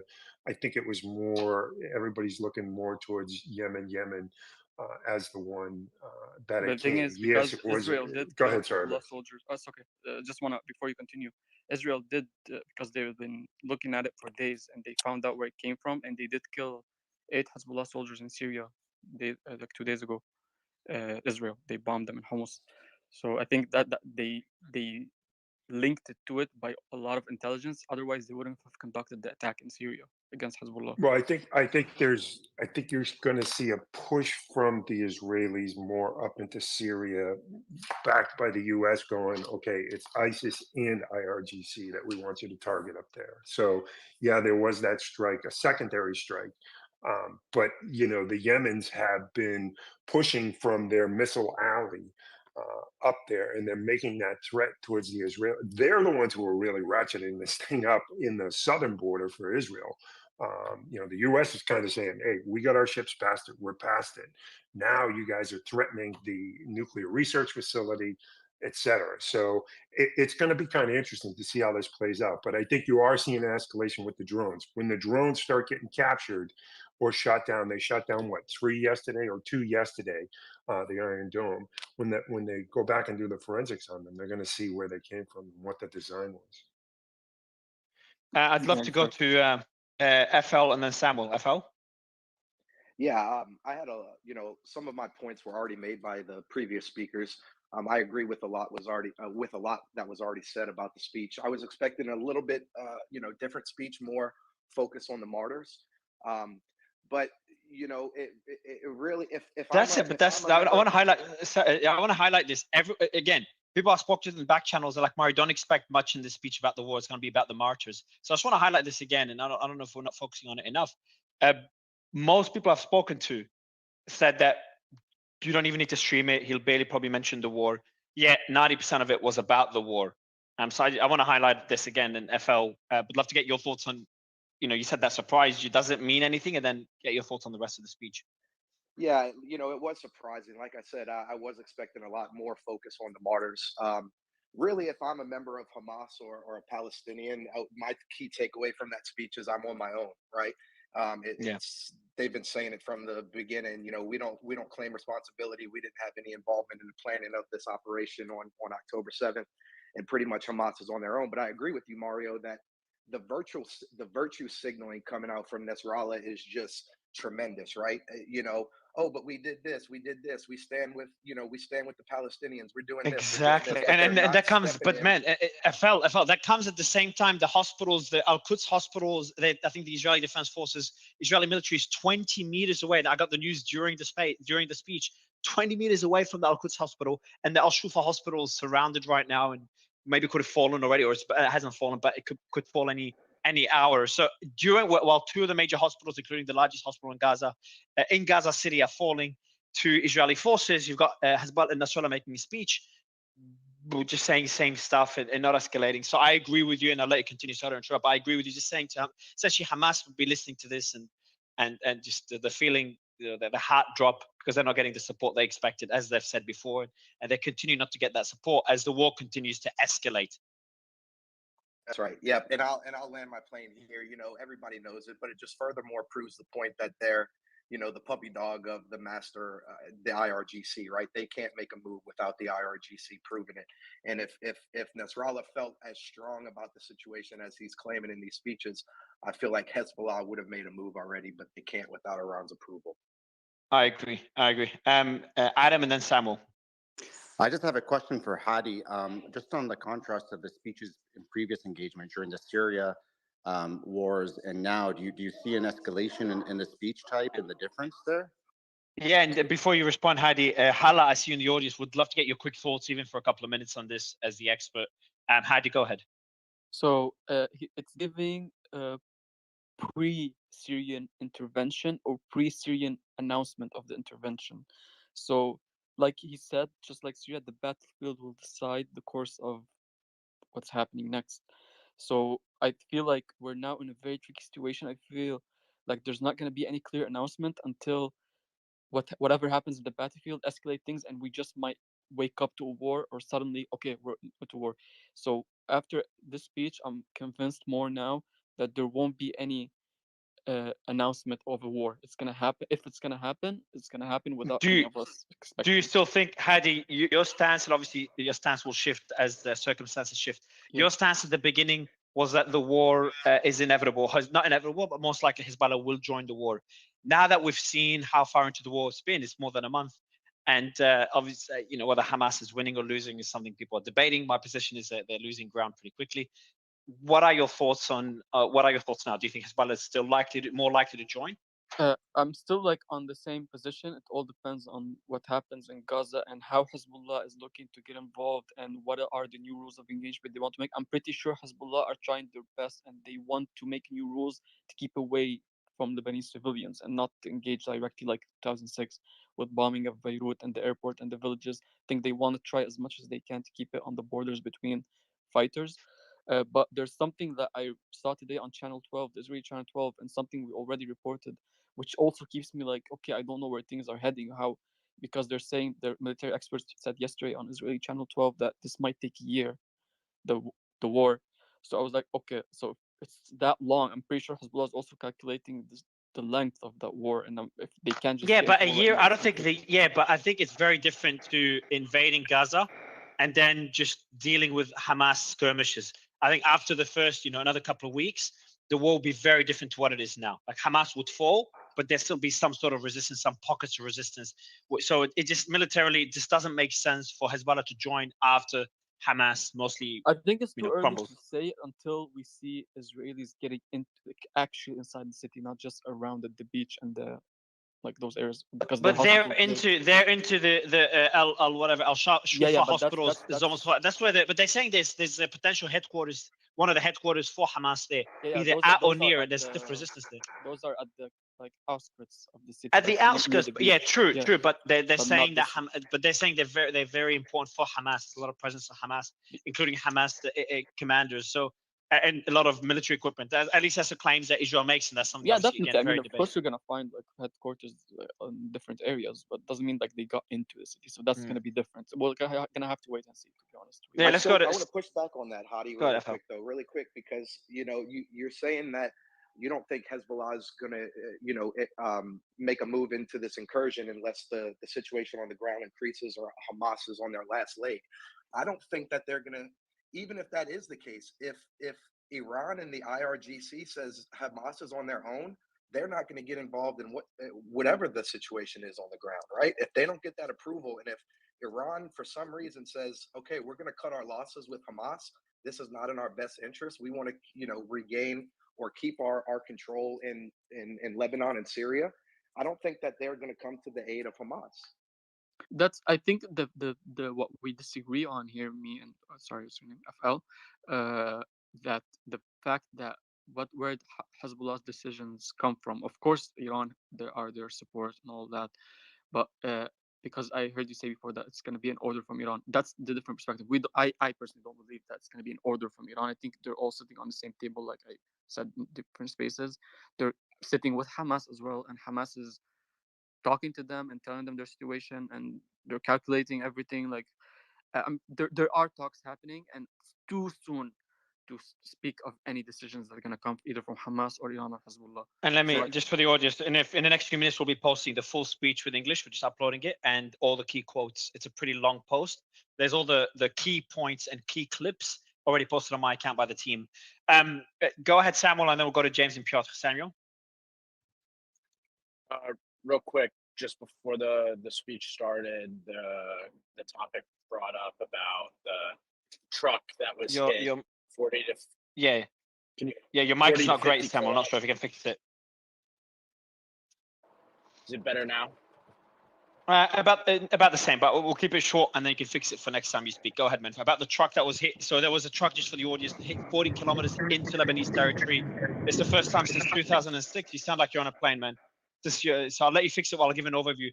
It was, and that's what Hadi referenced earlier. He was hoping to hear more information on that. It's the first time since 2006 that the rules of engagement have been broken, and Israel hit a target 40 kilometers into Lebanese territory up north, which was pretty surprising. And Samuel, you wanted to give us a few points on this particular incident, and then we'll continue. Yeah, absolutely. Real brief. I'll keep it brief. I have a couple points. First is being rules of engagement get thrown out of the window when you're launching, surface to air missiles from 40 to 50 kilometers deep into Lebanon. Hadi keeps bringing up these points that, they're trying to risk the possibility of, the Israeli forces striking deeper into Lebanon. However, that point gets thrown out of the window when your Hezbollah fighters constantly are pushing back their launching points into Lebanon. You're just asking. You're just asking. Yeah, but Samuel, those Hezbollah launches came after. You're just Israeli asking. Attacks the bombing borders. You're just asking for those for those. Yeah, just like I said incursions to again. happen. Just like I said again, those missiles, Hezbollah attacks happen after. A couple other Israeli points attacks. I want to note is the volcano missile, although it has a high explosive weight to it, doesn't have a great distance. It's more of a mortar round. It can only be lobbed short distances. So that's the insignificance of that particular munition. That particular munition does have a high explosive yield, and it does have anywhere between 3 to 500 kilograms of explosive weight behind it. Unfortunately, the range on the munition is very low. In terms of the drones being shot down and they're being strictly... Guys, just 2 secs. Just IDF tanks were seen on Al Sina Street, which is parallel to the street where Shifa Hospital is located. So the Shifa Hospital is I'm just looking at a video now. I'll post it. So we can say that I can see the tank right there. So I'm just watching. I'll post it now for everyone to see. But the Al Shifa Hospital seems to be on the verge of falling. There's tanks around the hospital too. So just something. So why are they calling it? But so Shifa Hospital is the same as Al Shifa Hospital. Is the same one, guys? Yeah, but sometimes they remove Al Tarif, so it's fine. Okay, is it Al Shifa or Al Shufa? It doesn't matter. I'll post it in a Shifa. sec. Okay, cool. Sorry, go ahead, Samuel, and then we'll go to James. Just briefly, man. Yeah, no worries. In terms of the drones being shot down, every drone that has been shot down to this point and that has been recovered has not been a surveillance drone. They've all been kamikaze drones manufactured or based off of a lot of the drones that we've seen used in Iraq and Syria that are all either directly manufactured or based off the manufacturing of Iranian drones. A couple things to note about the speech in particular. One, I think Hezbollah and Nasrallah was backpedaling a little bit, especially when he was talking about Syria. I think they might have stepped on their toes a little bit. I'm sure Assad has given permission for Hezbollah to move freely throughout the country in terms of bringing fighters and militiamen, and transporting them throughout their country. I think where they start to put themselves in trouble is when they start launching munitions from Syria, resulting in airstrikes on the airport.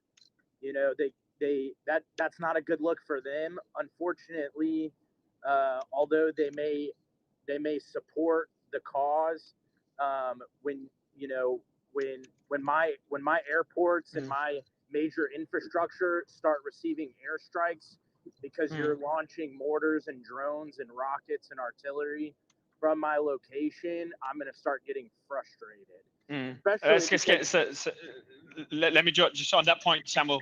James, your mic needs a bit of work. James and Had, just a quick response to Samuel, and then get your thoughts as well. All right. I can respond to Samuel, and then James can go ahead. So regarding the bombing of the got more information. Hold on, sorry, man. Right, there's more information on the hospital, the Al Shifa hospital. Our fighters are engaged in fierce clashes in the vicinity of Al Shifa Medical Complex, Al Nasr neighborhood, and Al Shati camp, and are causing direct casualties among the ranks of the enemy forces. Who's fighting? Hamas? Yeah. So that's coming from Al Quds network. Is Al Quds Gaza or Palestinian? Is it based in Gaza? Is it owned by Hamas? It's based in the West Bank, but they report from Hamas sometimes. Okay. So that came in. All right. So that's Hamas admits. Okay. So essentially, I don't know if that's Hamas. It's essentially admitting they're fighting on the outskirts of the hospital, I told you before, or in the hospital. They're gonna come to push back the Israelis. They're not gonna just let them go in. So it's very normal. But it's a hospital. Why would you protect the hospital to that extent? It's a hospital. Why would there be so many? I just don't understand. Just let it. It's just unless you think Israel's just gonna walk in and start killing patients. No, I mean obviously they're gonna try to attack any Israeli advancement. It doesn't matter if it's an hospital or not, but it's only normal. Like it's the surrounding of it, so it makes sense. Mario, didn't you say earlier that there was an eyewitness or an account from the head of surgery in that hospital that said she heard gunfire in the corridors? Yeah. So what someone jumped in and said is that could be shooting into the hospital or yeah, exactly. Because they're just battling on the outskirts. I'm sure bullets will hit the hospital unless Hamas is fighting in the hospitals and Israel's shooting back at them. Israeli forces. I just don't know what's going on there. We're just trying to connect the dots now. Yeah, probably just snipers and like attacks that they reach inside. Does not mean they're just fighting inside. Yeah, so Al Quds and Al Shifa hospital are falling probably today. All right. So go ahead, Hadi. All right. So responding to Samuel about the Bashar al-Assad and Syria. But just before, Hadi, I want to skip that point. Sorry, man. Veripass, one quick question. Are you there? Sorry, Hadi. Veripass, you there? Go ahead. How common is it for a hospital to experience that much fighting around it? I think that others in the past have said the same thing. The minute you put something in that hospital, it now becomes a target, right? So, what has been uncovered by IDF is that, most of the command and control facilities have been put in or near. Now, when I say in, I can't tell you it's room 3, and they can't tell you it's room 3. But they know that Hamas plays the victim doctrine, which is, start launching stuff, and then there's an immediate response. So Israel is taking this very slowly. What you see, and you see it, they advance, and they first of all, you're not seeing anything come out of Israel. They're only telling you what they're doing. They're not telling you the details that are going on.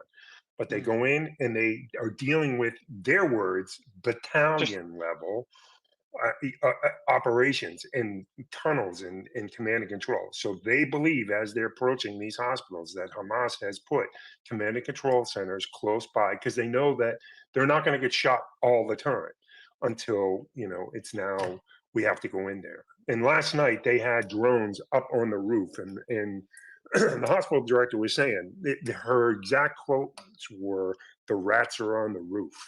So, everybody was, and when I say drones, I'm talking IDF drones to look, to make sure. Just a quick, sorry, before I continue, Veripass. I've pinned the full speech, including all the key quotes, has been pinned above. So if you want to go through all the points mentioned about the war by Hassan Nasrallah, the leader of Hezbollah, and listen to the entire speech with English subtitles or English translation. I've just pinned it at the top. It's an hour long, so you can go through it in your own time.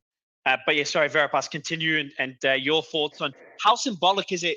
So another quick question, then we'll go to James back to Mario, the speech. How symbolic is it for the hospital? Pointing Yeah, go out ahead, the video is the one of last time.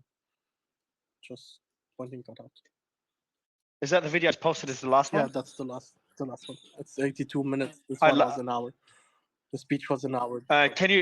Did you actually play it and confirm it's the last time? Yeah, because they're showing footages from the outside. I love my team. All right, cool, bro. Anyway, so go ahead, Veripass, and then we'll go to James. What was the follow-on question, or why are they how symbolic is it? And then is Israel now under pressure to show proof that there's tunnels under the hospital? Israel is, listen, Israel has already come back, and this is not a pro or whatever, this is war. They've already come back. They've already gotten CNN, AP, and others to refute their claims or their postings. So Israel is keeping a list. And what they're doing is they're not going to disclose everything right now. They're going to say, hey, look, we're going to keep this list. We're going to show you what we're doing, the interviews. The comments are coming up. How many Chechen bodies have been recovered? Well, what are Chechens doing in Gaza? What were Chechens doing as part of this, right? So they're not disclosing everything. So they know the Israelis they have to show the world what was going on. Right now, what you're seeing is these, celebrity actors coming out and people, putting out misinformation, propaganda. They're going to come out and they're going to present to the world, when they're ready to do it. Right now, they're in military operations, and they're going to continue in those military operations. And they're going to try and minimize as many losses of life they can. Now, people will get upset with that, but there are videos out, not by IDF, showing them escorting people out, Gazans out, trying to get them out while they were under gunfire from Hamas and shooting back. So again, who's trying to do what, who's using who as a human shield. So they're going to present this information of why they had to go into that hospital. They won't level that hospital. There is no way they will do it. They will show you, hey, this was the command and control. And of course, there's going to be conspiracy theorists out there going, well, they built it. They did it. Well, of course they did, right? Because that's what you want to believe, instead of looking at what's in front of you. Let me go to James. Before James, I have a question because I'm not into a lot of the Ukrainian stuff. Did anything like this happen in the Ukrainian war, like where a hospital was surrounded and battles were happening? I've never seen that in any war. Yes, the Russians targeted, and Spence, could probably talk way more about that. But the Russians were targeting maternity hospitals. The Russians were hammering these hospitals, and he probably knows more about that than anybody. Hold on, are you sure? Okay, so I want to understand it better, and I'll get John up. I'll try to get him up now. But why? I don't understand why any army would, any military would target a hospital unless an enemy's in there. I don't. There you go. You just said it. Unless an enemy's in there, and multiple people have said it. People don't want to listen.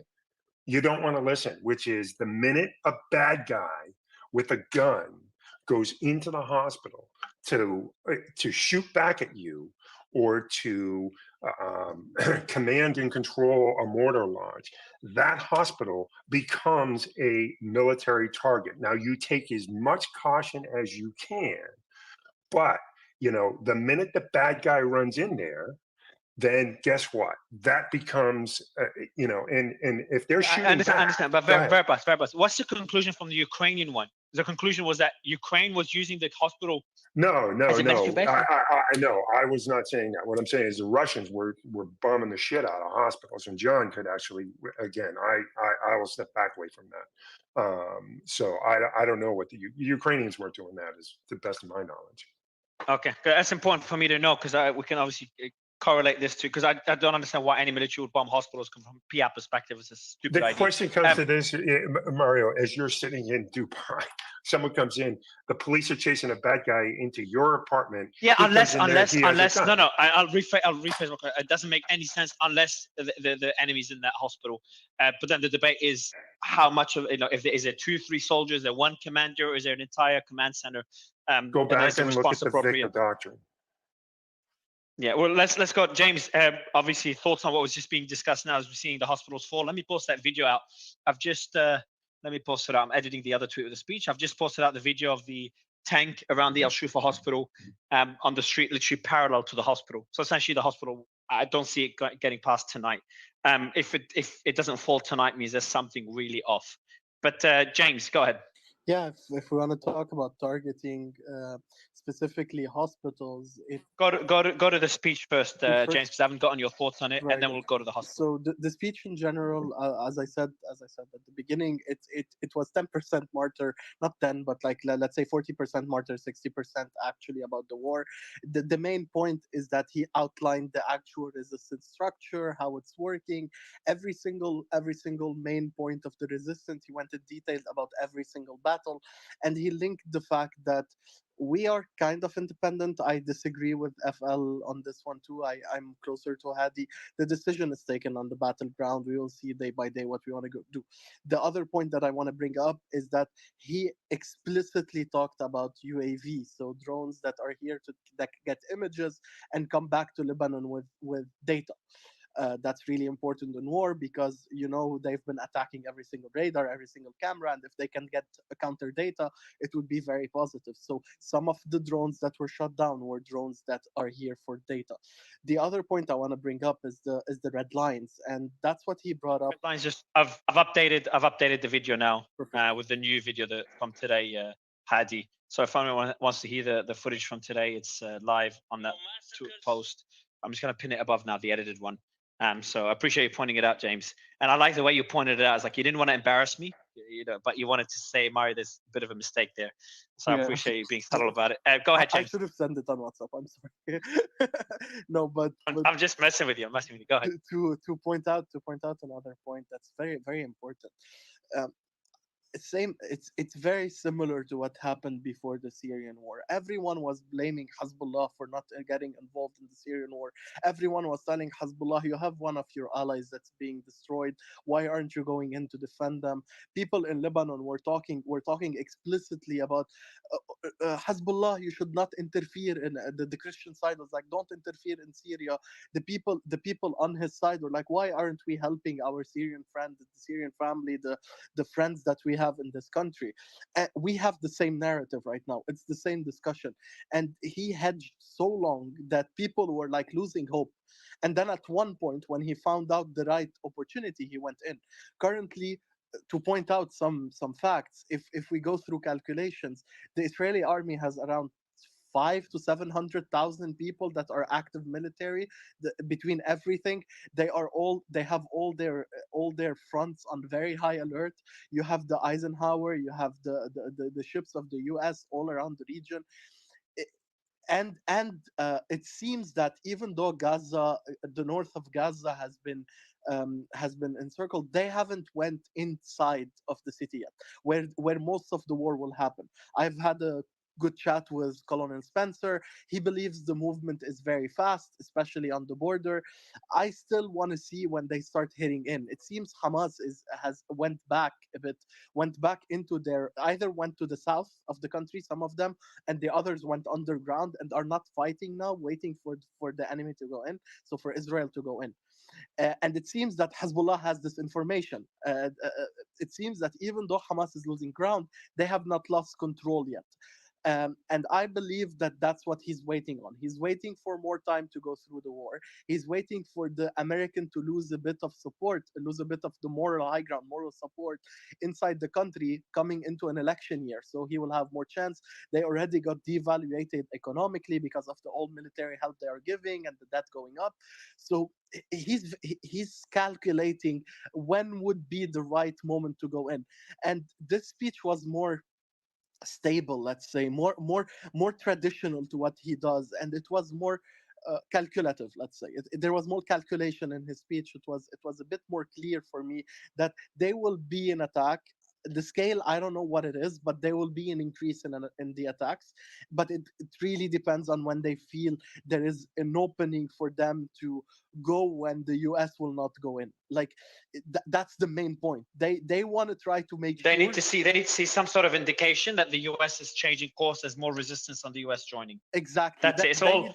They need to make sure that Hezbollah won't hit them if they start going in, and they will let Israel deal with them because they know if the US wasn't there, this would have almost certainly been a multi-front war. Oh yes. I don't see how this wouldn't be. I'm 100% sure. I'm 100% sure based on his speech and what he's saying. So you could say the US prevented a regional war, or the US ended is the reason that Hamas is probably going to lose this war. Obviously, you could go back and say the US played a role in this war in the beginning, but I don't want to get into that debate.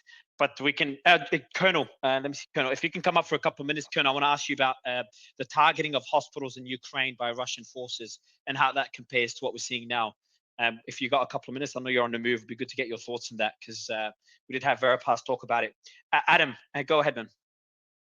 Yeah, I heard James have a great point, and I was hoping he can expand on it, Mario, about the economic impact. But notably, Lebanon's economic situation for the last year. James, do you think this is going to play a big role in their decision?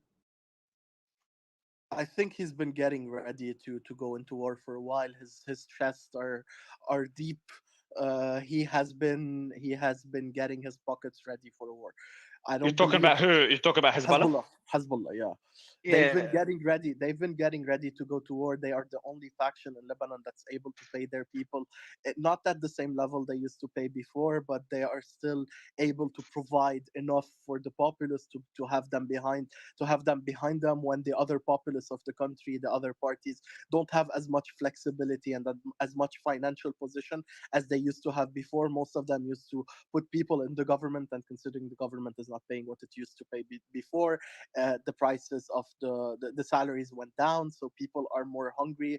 They are less eager to fight, while Hezbollah fighters are more ready and more well prepared, let's say, with financial means behind them. So I don't think the economical situation of Lebanon will play a huge part in them deciding to go. I want to go to John and Piotr. John, I want to go to you first. Your thoughts on two things: the speech, but also the battles that we're seeing on two fronts in the hospitals, the Al-Quds Hospital and the Al-Shufa Hospital, which are both seemingly on the verge of collapsing. I think the Al-Quds, let me see my tweet from during the speech, but I think it has fallen or is surrounded. Let me just check my posts. I posted about it during the speech. Al-Quds Hospital. So we know that there's a tank and there's snipers around the Al-Shufa Hospital. Israeli tanks 20 meters away from Al-Quds. So we've got tanks surrounding two hospitals in Gaza. Your thoughts on what that means, John? And we'll go to Piotr afterwards, and of course the speech as well. Yeah, thanks. I'll start with the hospital because it's a short point I have to make. I think, Mario, you correctly said that if we see the hospital last longer than tonight or in the next couple of days, it's kind of indicative of what's in that hospital or how Hamas is utilizing that hospital, and to the level which they're utilizing that hospital. That's kind of really all I would have to say on that. I think I would defer to John Spencer if he comes up, or somebody else on the more tactical nature of the Ukraine conflict and how whether or not Ukrainians were utilizing hospitals and then the extent of the strike campaign against them by the Russians. Another point I want to make on kind of like the widening conflict with Hezbollah. I think I've been consistently saying this probably since October 7th, that I think a joint ground campaign against Israel was only viable from at least from the northern axis for a small amount of time. That's essentially while the operation by Hamas and the incursion was ongoing. This is prior to Israeli mobilizing a large amount of multiple brigades of forces. And I think the force posture right now that the IDF has in the north is more than sufficient to deter any type of incursion by Hezbollah, and has been since days after the incursion.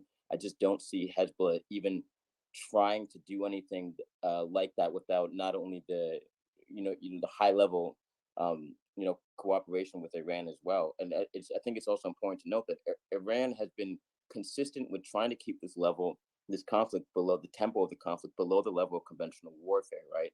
And I think that maybe Hezbollah getting involved, right, and especially with Hezbollah openly stating in this speech, Nasrallah openly stating in this speech that I think he quoted, they send military, economic, and material aid to Hezbollah, right? And not only just Hezbollah, but he widened that to the whole Islamic resistance as a whole, which is, we kind of all knew this, but hasn't been so positively stated yet, I don't believe.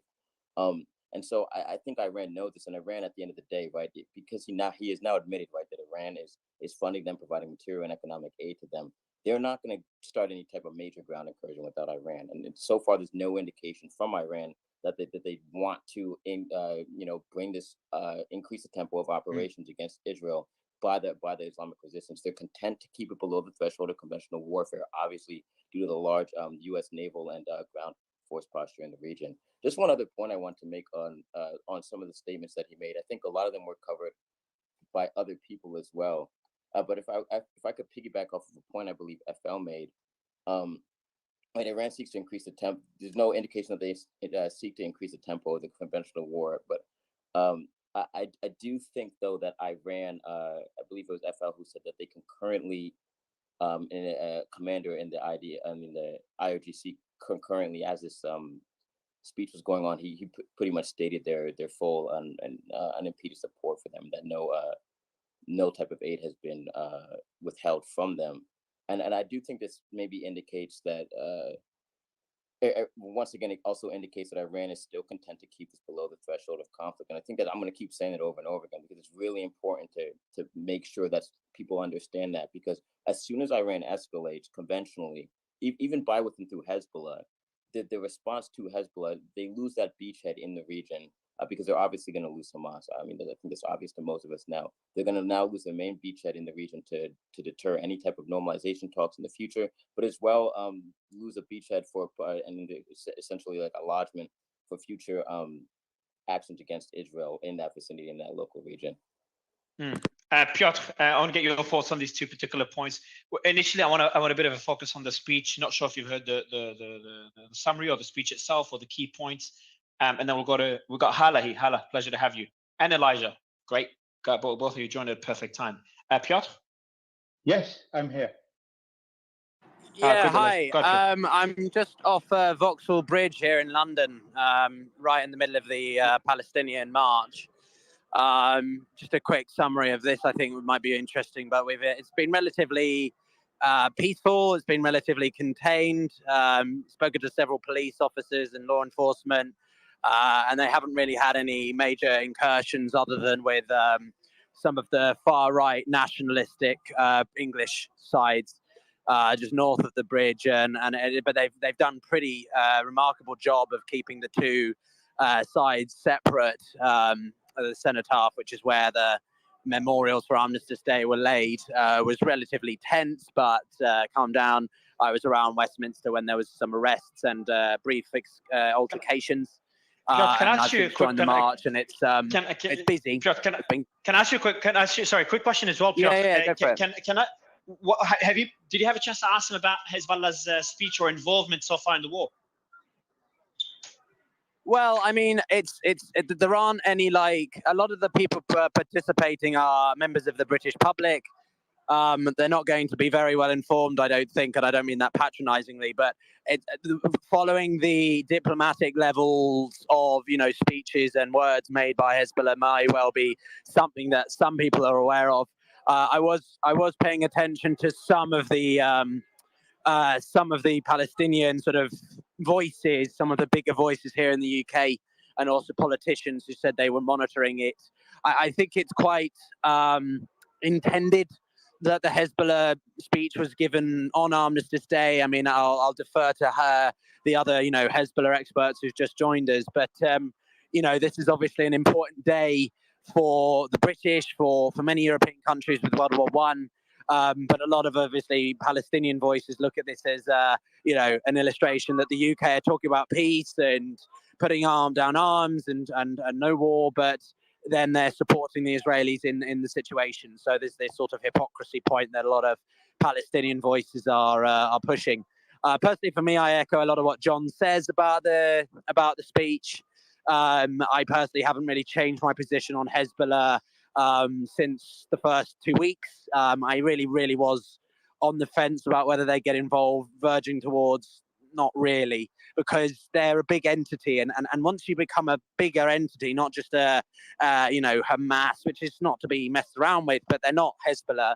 As a friend of mine, a colleague at the Washington Post said, Hezbollah are better kitted out than half the European states are militarily. So they don't necessarily want to get involved on the ground in an incursion in an exchange with Israel, because that is something that you can't come back from. And I know, as always, I'll land with this last point. I watch the diplomacy side, because it's as much what isn't said as what is.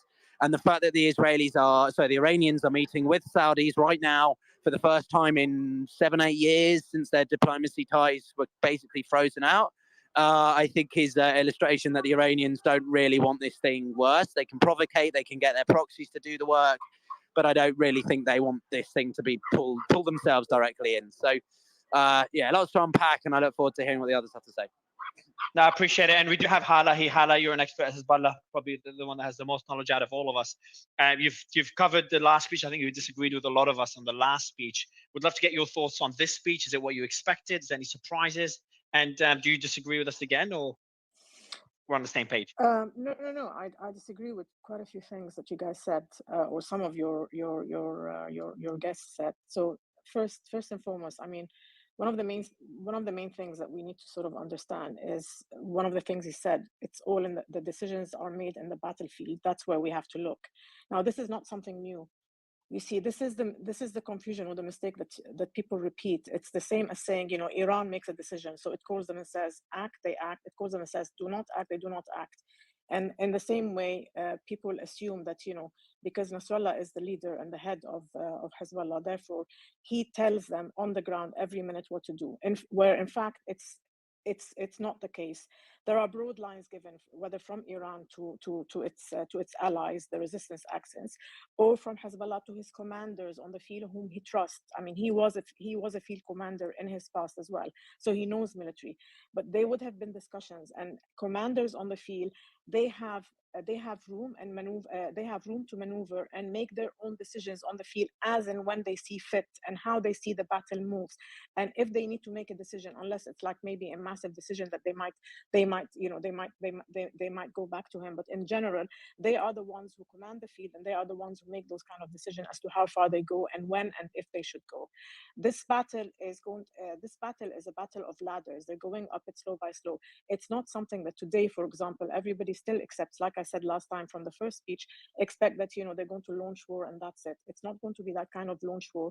It's coming in gradual, again, depending on what's going on, and also not to retract from what's going on in Gaza by the Hamas themselves, who are still doing, irrespective whether the tanks have arrived at the hospital or not, they're still holding ground and fighting back and doing, as far as the military of the resistance is concerned, are doing a good job. The third important point that he said, and again, his speech was never going to be today directed heavily on the military side of things, although he gave the axis their due course, for example. But the first section of it was lengthy and in details about the martyrs. One of your guests said, you know, that Syria will be bulking because, you know, it's for example, Hezbollah are moving and doing whatever they want in Syria. Actually, that is a very, very, very, very, very naive and wrong analysis, because Hezbollah in Syria is in coordination with Syria. Whatever they do in Syria, the Syrians are in agreement with, and there's no way, after all the years they've fought with Syria, that there's no way they will carry out something from Syria without the knowledge or without the fact that they've got the green light or the green card or the carte blanche from Syria to do whatever. And Hezbollah also knows how far they will utilize the Syrian territory or not. I think there was one more point, but I can't remember it for the life of me now. But from a military point of view, and the fact, and like Hadi said, his statement today, I mean, you know, he introduced, and in the past, by the way, he also never sort of talked about military actions before they're happening. He always came back to them after, declared them and analyzed them and said what impacts they have or why they did this or why they did that, which is exactly what he kind of said today or referred to today. And what Harry said, yeah, one of the new things was about the amount and the manner of which they're using the drones, and the surprise that that's taken Israel in some cases. But from a military point of view, because we've got Elijah on, I would prefer that Elijah, who is a bit more expert, quite a lot more expert on the military side of things than I am, for him to respond to the military things. So I'll leave it with that for now. I'll ask Hala one more question before we go to Elijah. Sure. It's a more broad question. Sure. After hearing the last speech and this speech, do you think the likelihood of Hezbollah joining the war, not joining, sorry, just choose my words carefully, escalating their involvement in the war, is it more or less likely? Also, can you comment on the strike, the Israeli strike 40 kilometers into Lebanese territory, which is the first time since the 2006 war and outside the rules of engagement? Yes, I mean, your first question, yes, I am still with the same idea with the same thing I said, with the same belief that Hezbollah will escalate as and when it sees fit. This might be a long war, and they're not going to jump into ship just now when it's not still necessary. But now, Your second, which relates to your second point, the fact that Israel yesterday hit, they went deep into Lebanon, hit 40 clicks inside, in the Zahrani area. This is a massive escalation from the Israeli side, and as a result, Hezbollah will escalate accordingly again when and if when it sees fit, and it might be today, it might be tomorrow, it might be in the next few days. But there's no way they're going to allow Israel, if they don't curb it now and they do the same, deeper into Israel, then Israel will feel like it has the upper hand, or it has the freedom to fly in and hit any place in, what's next, Beirut, for example. So this will have to be responded to. How and when, I have no idea, but I'll leave that with Elijah as well. Elijah, Hala's kind of pointed out a few questions for you from a military perspective. Would love to get your thoughts on both, maybe the speech and from and Hezbollah's actions from a military perspective, whether they're escalating or not. And second one is the hospital clashes that we're seeing, and whether that indicates that Hamas is using those hospitals as a military base.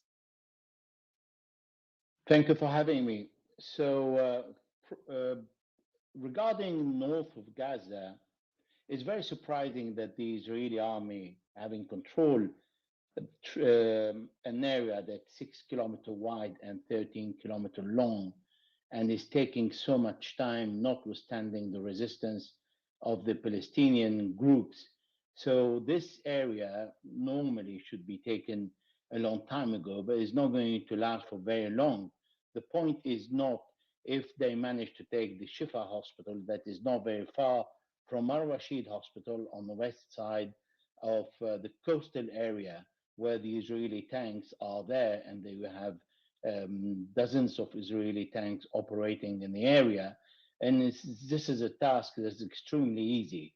And the only why we see a slow advance of the Israeli tanks is because they want to reduce their own casualties. So wherever there is a fire coming from any building, they call the Air Force and they destroy the entire building. And then they see fire even coming from rubble, they destroy again the rubbles, and we have seen them destroying more than 5 to 6 times the same objective. Now, in relation to Hezbollah, there is always a misunderstanding that I hear in many questions or statements if Hezbollah is going to get involved or not. Hezbollah is already involved. There are more than 75, 78 militants that have been killed.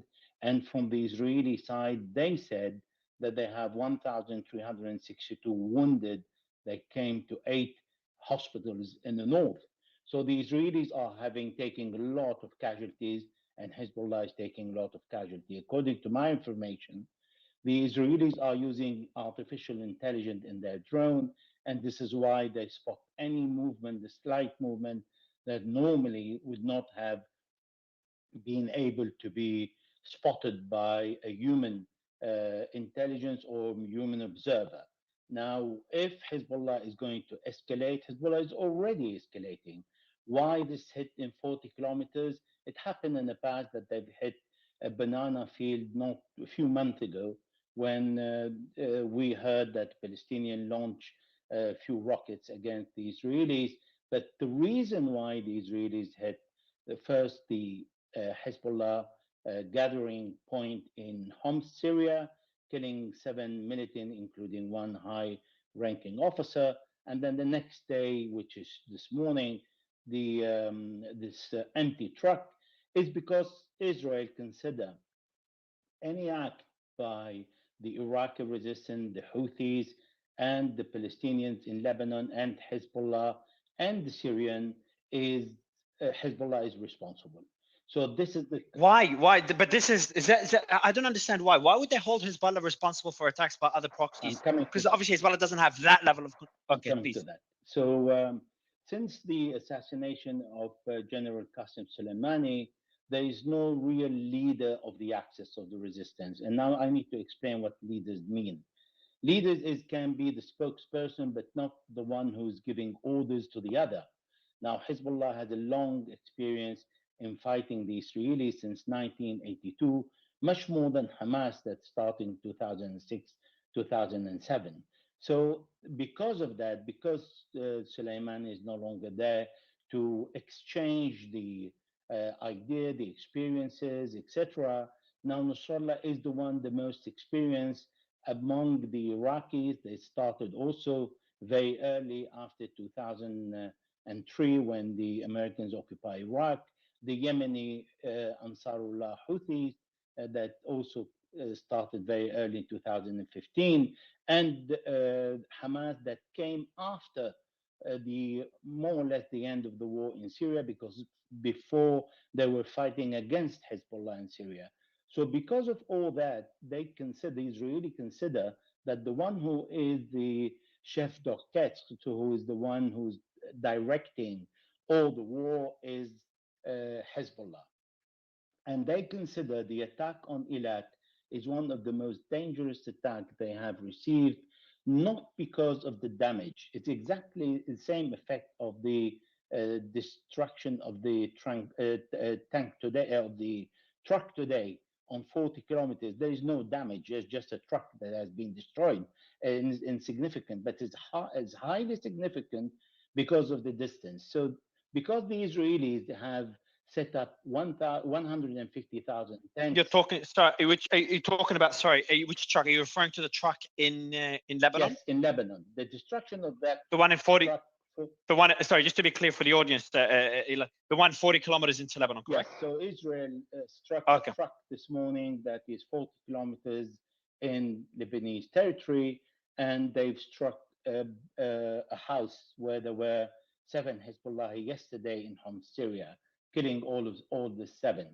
So the reason why the Israelis did that, breaking all the rules of engagement for the first time, because they consider Hezbollah was the one who initiated by breaking the rules of engagement, by allowing or instructing or whispering or advising the Houthis to launch a drone against Eilat. And why that is very unbearable for the Israelis, because they set up 150,000 tents to house displaced people, considering Eilat as a safe zone.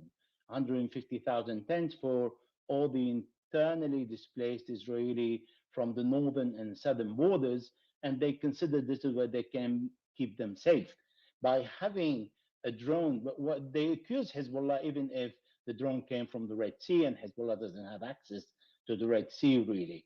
But because they understand that comes from Yemen, bypassing all the interception missiles of the Saudis, the Egyptian, the Americans, and the Israelis, they think this is more than what they can bear. So they consider Hezbollah is responsible, and this is why they went in hitting the objective in Syria and the objective in Lebanon.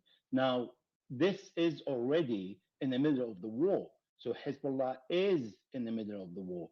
Is Hezbollah going to go on a larger scale war? No, is not, because so far it's keeping the Israeli busy on the Lebanese front is more than enough. And having 150,000 houses destroyed 2006 is something that Lebanon has offered already against the Israelis, and is not willing to offer another 150,000 houses, and is not ready to offer a wider war with Israel. Now, what do you mean? Sorry, what do you mean 150,000 houses? You mean what happened in 2006? In 2006, Israel destroyed 150,000 houses in Lebanon. So this is not going. 150,000. Yes, 150,000.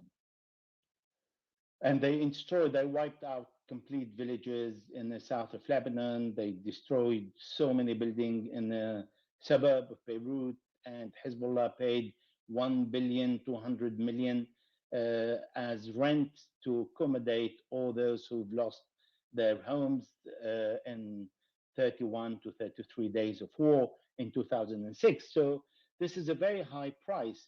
And Israel wants to avoid the war and saying we want to avoid the war. So what they are doing is they send more drones, more attacks. Now about the volcano, the Burkan rocket that is half a ton of explosive, the distance is 1,500 meters, and they're getting very good at it. So it's the Israelis that are away from the borders.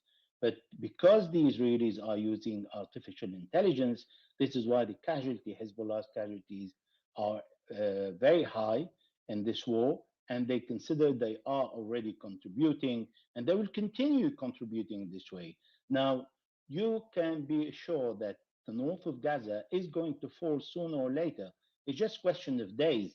The only question is how long the Israelis are going to be able to stay there if the Palestinian is going to render their life difficult inside their area or not. All that depends.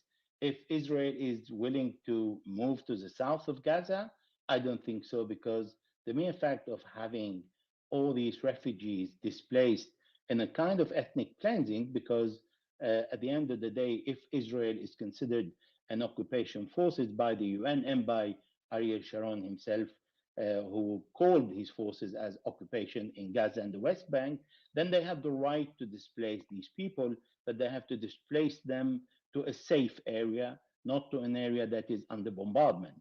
So it is a kind of ethnic cleansing or crime against humanity, whatever you want to call it.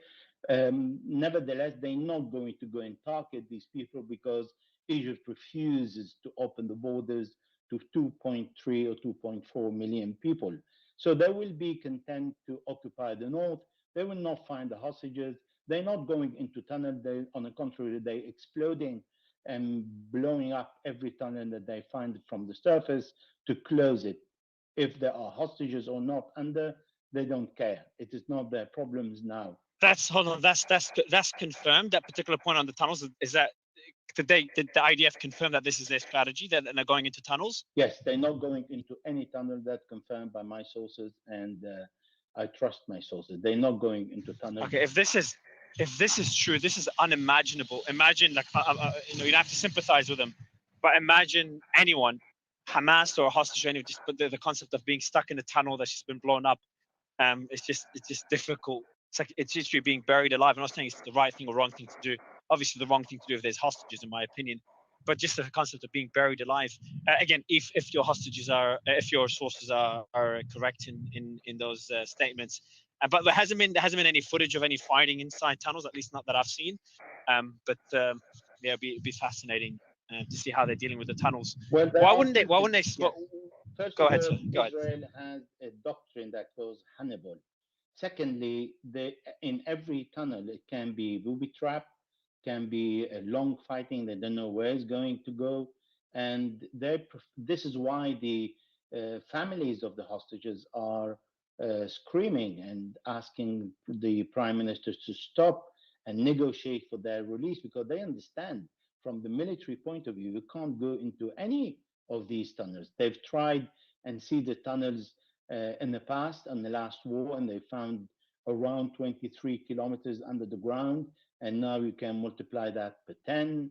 So you have at least 230 kilometers in a labyrinth under the ground that no army in the world would go in. So yes, the easier solution is to close these tunnels by exploding them and not venturing into that. So just bottom line, just to finish, Hezbollah is already at war with Israel, is already making the life difficult for the Israelis, and the Israelis are making his life difficult.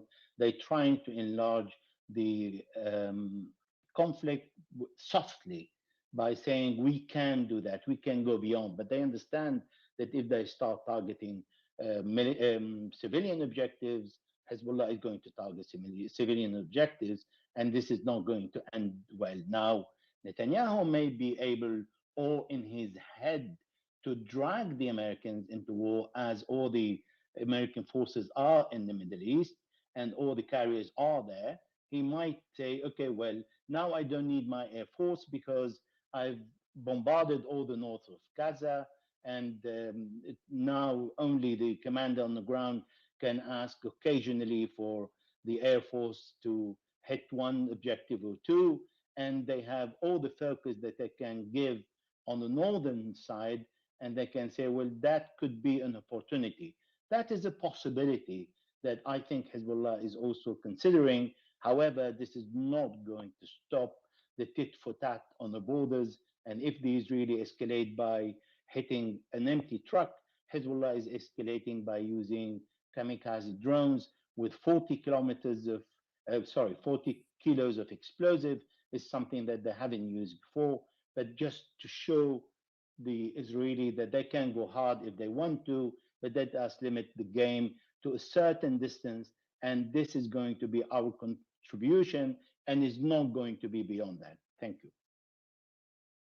I appreciate that summary. Yeah, go ahead, Hala. If I may add one thing also, they're not displaying all the weapons that they've got in one go. So they're, every now and then they come up with something new that, even if we're aware of, but we're not aware of, and then they surprise by producing or by using something. So they're not wanting also to put their cards on the table, all the cards open on the table, even from the military side of things or from the weapons side of things.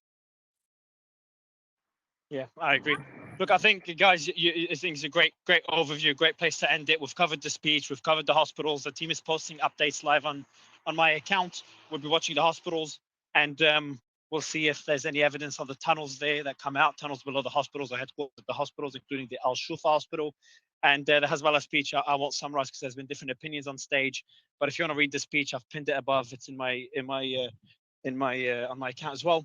And if anyone wants to, if we see us doing a space tonight, so in a few hours, that means things have escalated. There's major news, but if not, it means there's nothing major to cover, and they can keep up with the news on the account. Appreciate everyone joining. Appreciate Jennifer for translating, and thank you, everyone. See you tomorrow.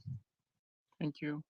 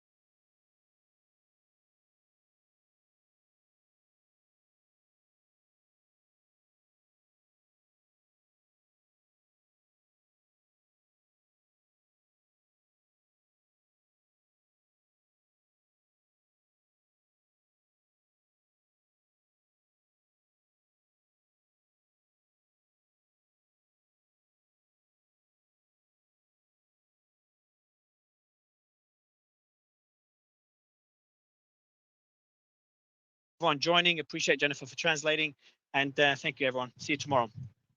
Thank you.